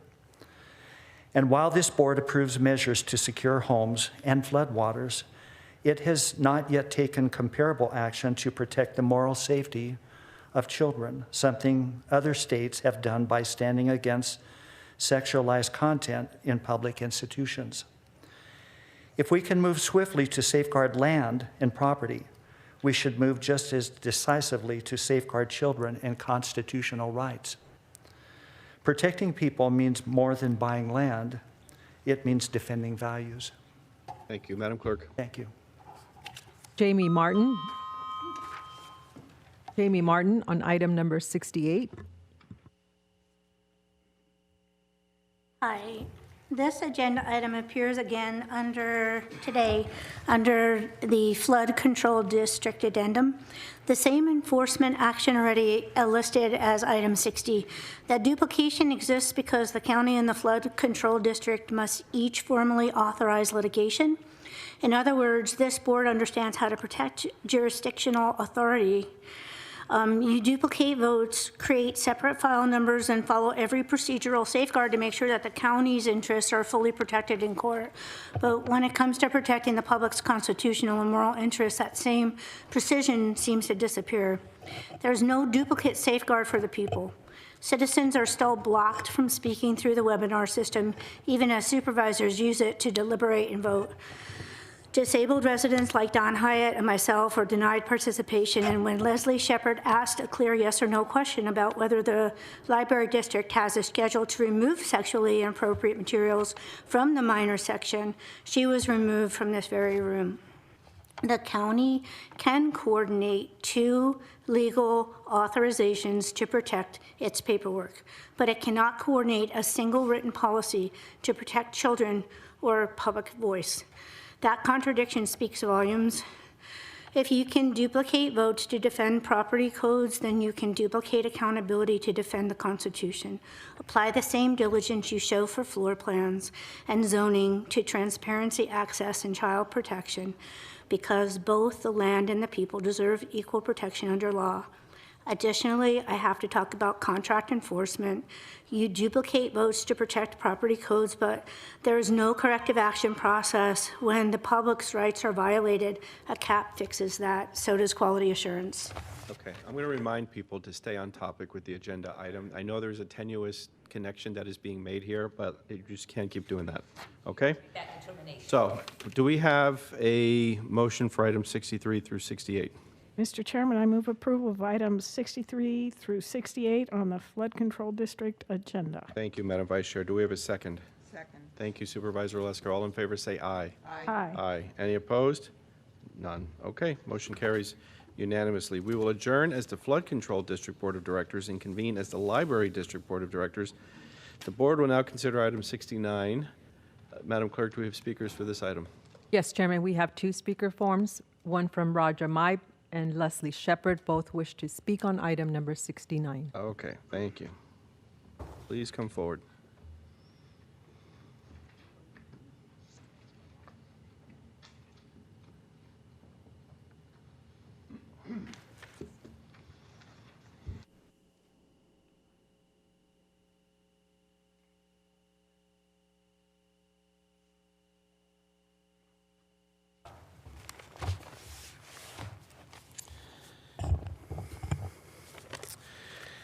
Good afternoon. I'm here to talk on number 69, agenda number 69, approval of the minutes for the library. These minutes note the board's approval of an annual library district calendar. This shows me that the board can plan every meeting a year in advance. So the question remains, if the board can plan a year's worth of meetings, why can I not plan a schedule to review and remove sexually inappropriate material from the children's library section? At the prior meeting, when a citizen was asked that exact same question, she was removed from the room. That action silenced lawful First Amendment protected inquiry directed related to the library district purpose. Supervisor Lesko has justified minimal minutes by citing minimum statutory standards. Yet other states go beyond minimums to protect valuable children from sexualized content.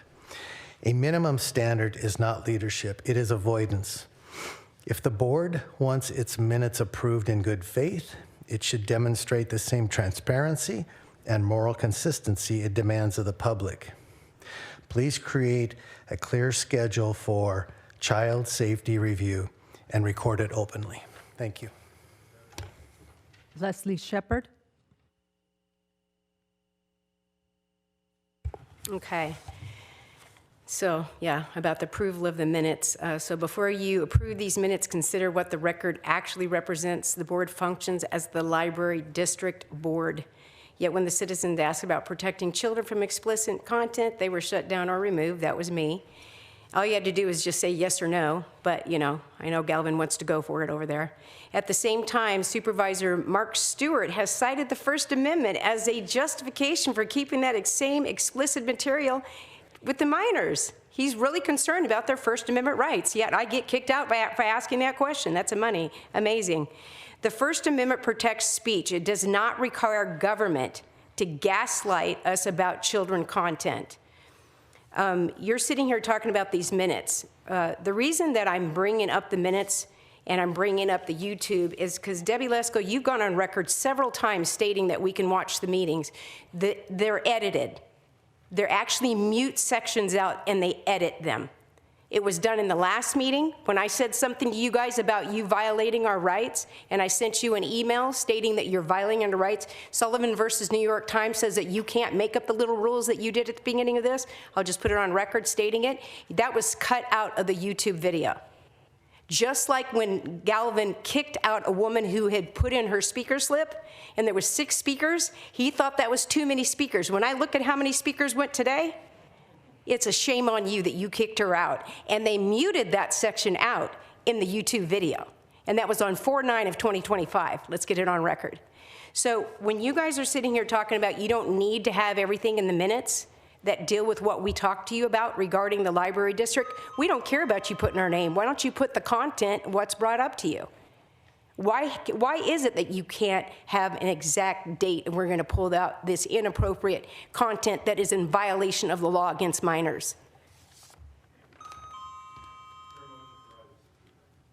Mr. Chairman, I move approval of items number 69. Thank you. Is there a second? A second. Thank you, Supervisor Lesko. All in favor, say aye. Aye. Any opposed? Microphone. Microphone. My apologies. Okay. We will now adjourn as the Library District Board of Directors. And thank you for telling me that. We adjourn as the Library District Board of Directors and reconvene as the Board of Supervisors. We now go to item 70, public comment. Madam Clerk, do you have anything to report regarding public comment email responses? Chairman, nothing to report on email comments. However, I do have 11 speaker forms here for public comment. Wonderful. Thank you. Okay, please read out 3 names for public comment. First 3, Diane Barker, Kim Baker, Tom Arnold. Ms. Barker, are you here? Okay, not here. Thank you, guys. Okay, next 3 names. Kim Baker, Tom Arnold, and Roger Maib.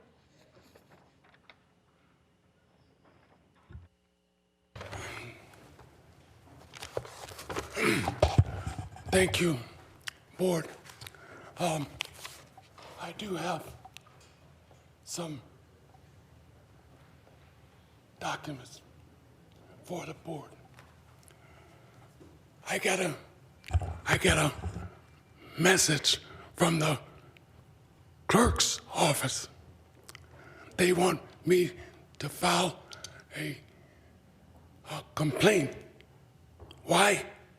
Because they have found out that somebody deliberately changed the number that I've been making this fuss about. See, this is a shame. Really, this is a shame. Christ is risen. Because Bill Montgomery should be ashamed. Rachel Mitchell should be ashamed. Why? Because they thought looking at the color of my skin was beneath justice. So now they have to deal with it. And like I said, when the Lord appears, don't hide. Face him as a man. Why? Because you did this to me like a man. So here is the petition. I'm gonna file this complaint because somebody changed the number intentionally. So, somebody. Madam Clerk, the next three names, please. Tom Arnold, Roger Myatt, Lori Baroni.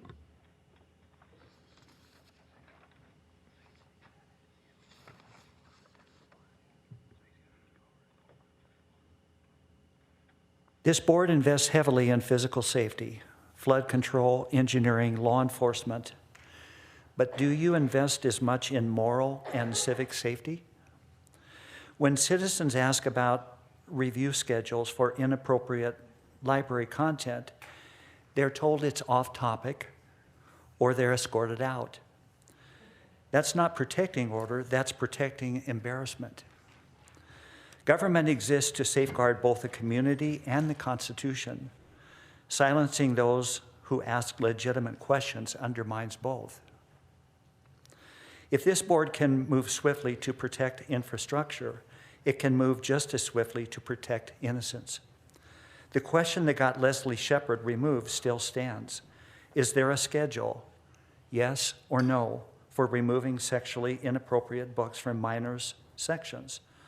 Until that's answered, publicly, the silence speaks much louder than any gavel or having someone escorted out from this meeting. When we were having the people speak opposed to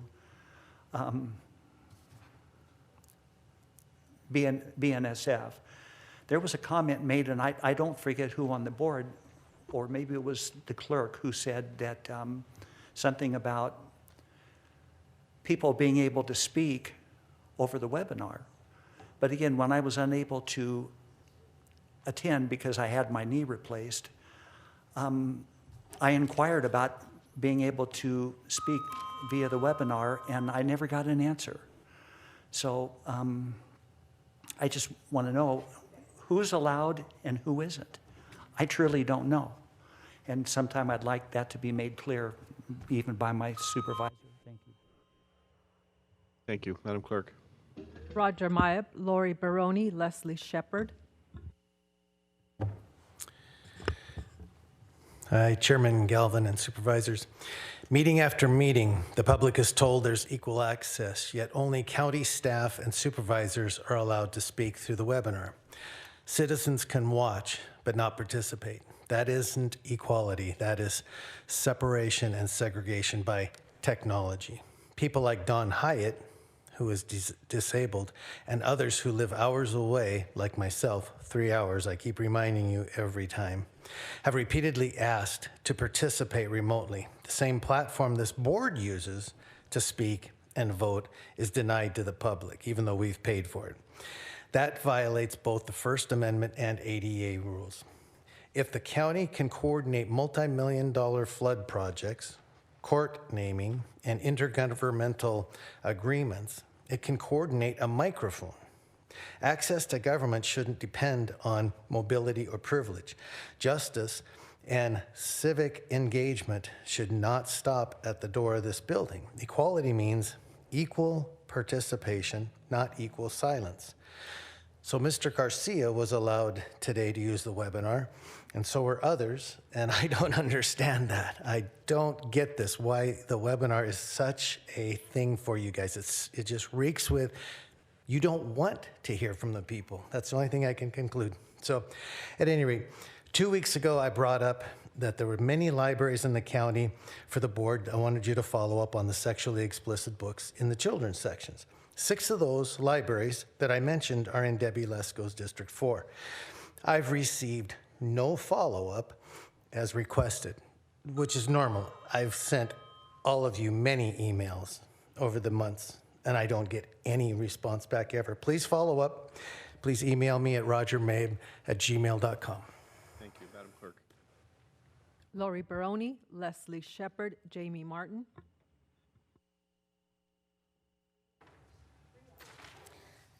Okay, at the last library district meeting, citizen Leslie Shepard was removed from this room after asking a clear and lawful question. If this board can approve an entire year library district calendar, why can't it also publish a schedule reviewing and removing sexually inappropriate materials from minor sections in the county-funded libraries? That question deserved a yes or no, not an expulsion. Removing a citizen for raising a child protection concern is retaliation, not order.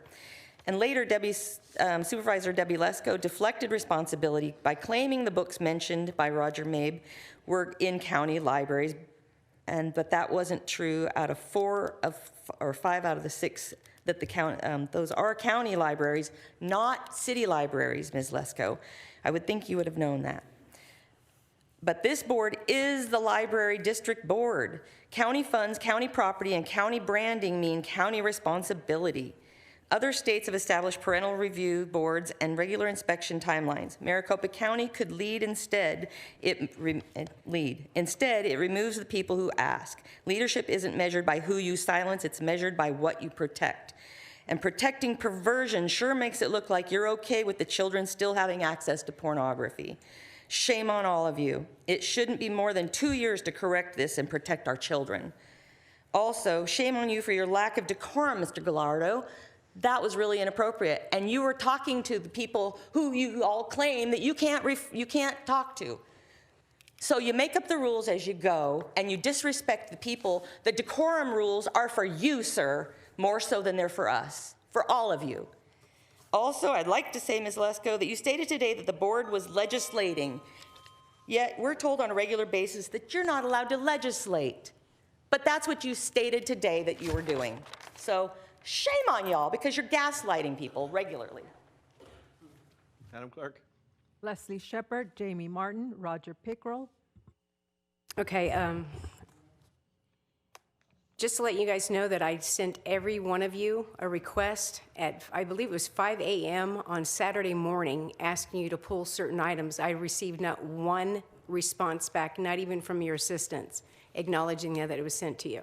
So when you say, is there anyone that would like to pull anything from the agenda, it's very clear that you have literally strong-armed. You're not going to pull anything, unless it's one of your little pet peeve people, or should I say your little pet people. Because from what I can tell, you're not pulling them. I wanted to know specifically about the $1 million settlement that you guys are making that was within the consent agenda item before it went to court regarding Jerry Sheridan. Now, as much as I love Jerry Sheridan, I still have a right to know those things. And so I asked that question. I got 0 back, not from you or your assistants. When you put those things in consent agenda, it's a very tight little way to pass some stuff by that nobody needs to know what's going on. That is not transparency. So what she was saying. Also, Gallardo, you actually did hit on an actual fact. We are the 4th largest county in the United States. And yet we are one of the only counties in our state that doesn't allow the people to call in via webinar and speak. Now, it's not like it's never happened before in the past, because it actually did.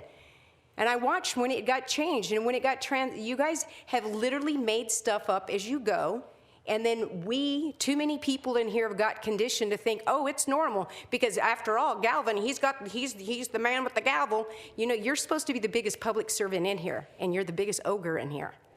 You think it's okay that you do what you do, and some of you condone it. It's going to come back and bite you guys. It really is. I'm just asking you to please, please allow people to have their First Amendment rights respected here and protect the children and quit gaslighting. 4 of those libraries. Thank you, Ms. Shepherd. Madam Clerk.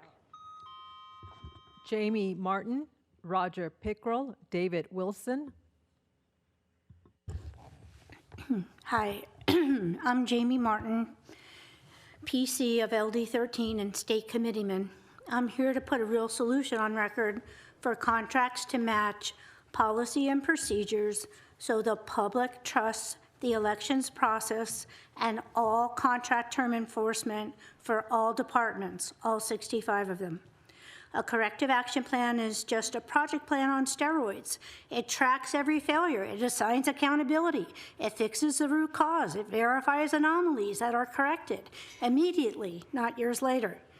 There are at least 2 of us in Arizona, and I'm sure there's more, who have decades of experience running these quality control risk mitigation systems. One at Palo Verde Nuclear Power Plant, one at American Express, where mistakes could cost lives or billions. The same model can be built into our elections and procurement process now.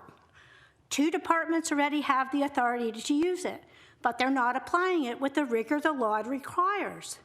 It's time to align procurement contracts and policy so accountability isn't a slogan, it's automatic. Corrective action plans create measurable quality control so compliance violations never occur again. This is how we fix this mess forever.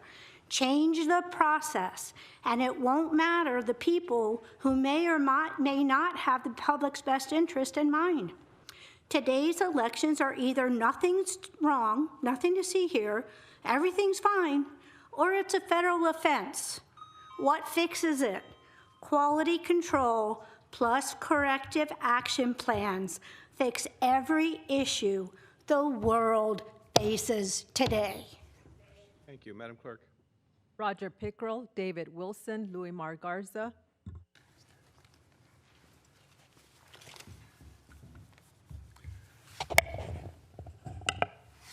One thing I always try to bring to this room is that we all fall short of the glory of God. We are stumbling blocks in the flesh since the garden. And one thing is, as Jesus said to the crowd in a garden when the prostitute was at his heel, he says to the crowd, "Ye who has no sin, cast the first stone." That's imagery that we all have to know that we're in our human nature. Jesus gave the example in the model prayer. Forgive us our trespasses, as we forgive those who trespass against us. And to lead us not into temptation, but deliver us from evil. I needed to say that because I fall short so many times. I got bruises on my bruises.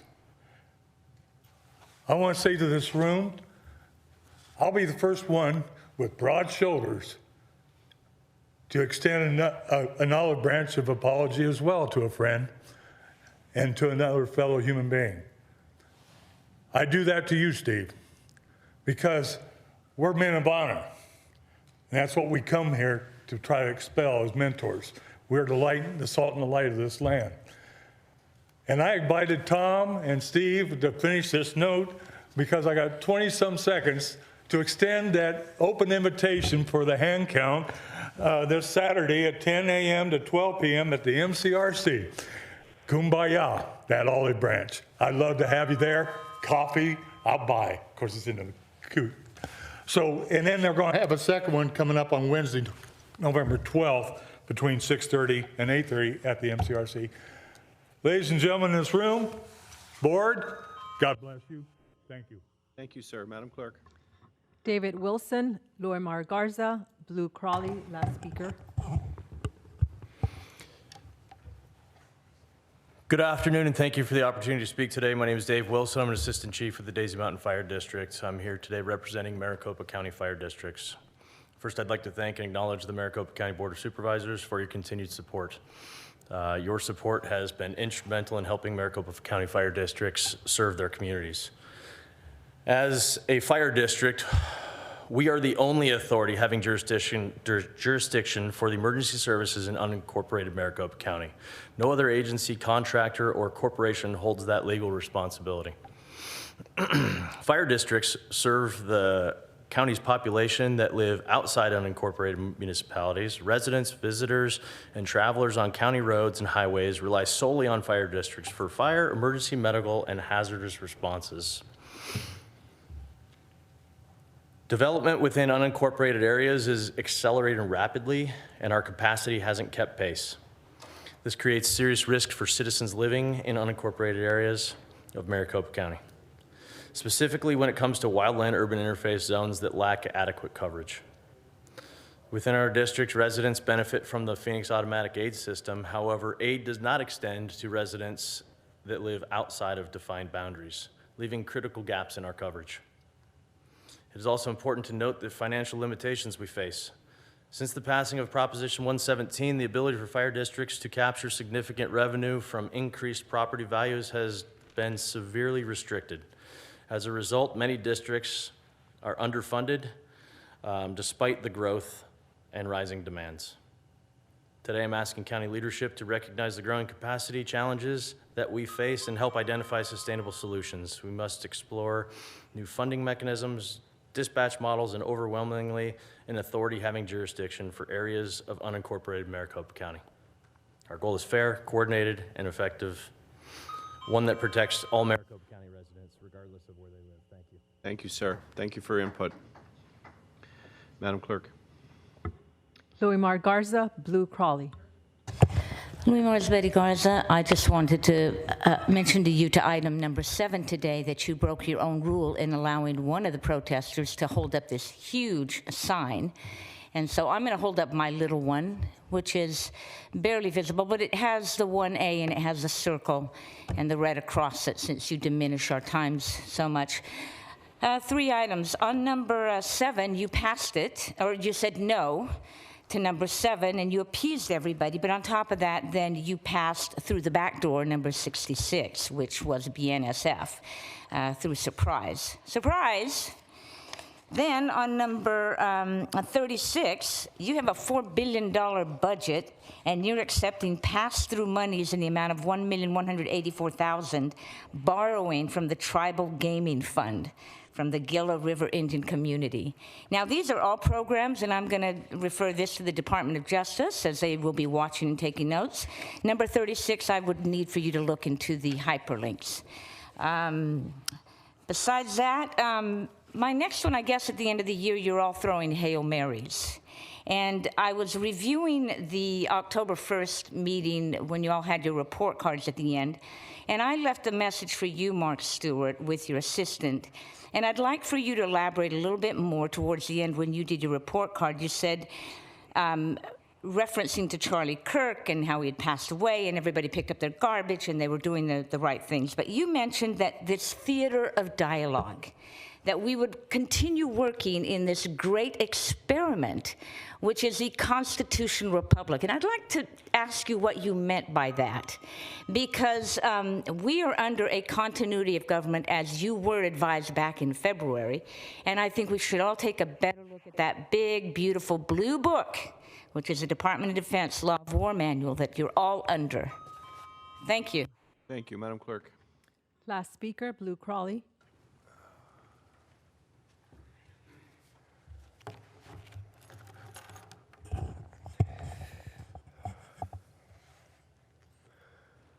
Before I start, I'm going to be filing with the feds on one of the items that was on the agenda that I wasn't allowed to speak on. I did turn the information over to Steve to please pull the item.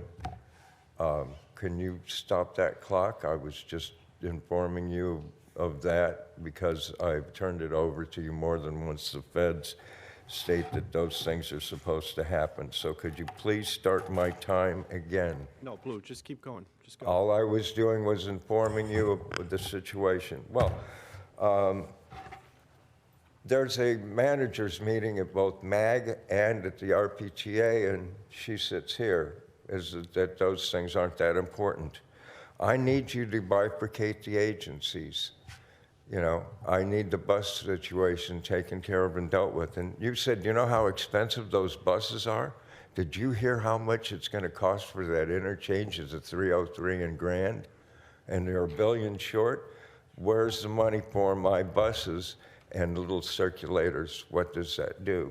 The air quality thing, the two of the 5 largest employers are you and the city. Where is it that you guys can get on the rail? You got to stop right there. Why isn't it functioning? Because when it comes to trip reduction and air quality and that, county employees are pretty lazy. You want them to walk all the way to Central? You want them to walk all the way down here? Or do you need it to be right there so that you use it? You need to separate the agencies so that they're doing their job. Also, like I said, I was supposed to be able to talk on that. That's what the feds say. So, Steve, I hate to do it, but I'm going to have to file a complaint against you because why didn't you have them pull it so that I could have spoke? Okay, Blue, we're done. Thank you. Okay, moving on to supervisor comments. I'm going to go left to right. Mr. Gardo. Thank you, Mr. Chairman. Now, this has been a long meeting. I just want to wish everyone a wonderful, restful Veterans Day. If you see a veteran out there, I apologize, Mr. Chairman. My plans was to be here this morning to be part of our recognition. Unfortunately, just got tied up. But I just want to wish everyone a safe and wonderful, restful Veterans Day. If you see a veteran, just thank them for their service. Thank you. Supervisor Lesko. Thank you, Mr. Chair. I sincerely want to thank my staff, my Chief of Staff, Scott Isham, my Deputy Chief of Staff, Bill Leal, and my Community Outreach, Jim Bull. Thank you for all your work and dedication to my office. I also want to recognize Veterans Day, since this will be the last board meeting before Veterans Day. My dad served in World War II, and it was quite the era of people. He never spoke to me about his experience in the Navy in the Pacific. He was on a destroyer when a kamikaze hit his ship, and I could tell it was very emotional for him because a lot of his friends got killed, and he survived. But I want to thank all of the veterans for all of their sacrifices, and some have sacrificed their lives, of course, but all the sacrifices they have made for the sake of our country. I want to tell you just a couple of the things that I did. I'm not going to go through all of them, but one of them that I thought was really important was on October 22nd, I went to the Maricopa County Sheriff's Office Federal Monitoring Court-ordered monitoring meeting, and it's a quarterly meeting that is called a community meeting, and in this one I would say it's a so-called community meeting because not one member of the community was allowed to speak, which I thought was outrageous. And Supervisor Stewart and I went to that, and I just felt that it was totally unjust. And so I'm going to continue with the rest of my board colleagues to investigate that issue. I also had the privilege of going to the Litchfield Park Library groundbreaking ceremony, which is in my district, and they're going to be building a brand new, beautiful library over there for the constituents. And I went to the Sun City Senior Lifestyle Expo, where there was a whole bunch of people that have booths lined up. There was, just hundreds. I don't know how many, but a lot of Sun City folks were there. And we were handing out free Maricopa County chip clip things, which were very popular. And I need to buy me some more of those. But anyway, thanks to the Sun City people. And on Saturday, I went to the celebration of life for our former Attorney General Bob Corbin, who served many years of service for our state, and to his wife, Lori Klein. I give my condolences. And with that, I yield back. Thank you, Supervisor Lesko. Thank you for your leadership today. Supervisor Stewart. Thank you, Chairman. And yeah, that meeting was remarkable to kind of see what was going on. But I want to commend Sheriff Sheridan and especially the deputies. There's definitely a cultural shift within the department, and I was really pleased to see that they've attained phase 1 and phase 2 virtually 100% compliance with what the original order was from the Melendrez case. So I'm excited about hopefully putting this case behind us and freeing up our staff to do the things they do well. It's still a burden on the taxpayer, regardless of how we look at it. And I'm committed to working with the rest of the board and the Sheriff's Department in ensuring that we make that happen.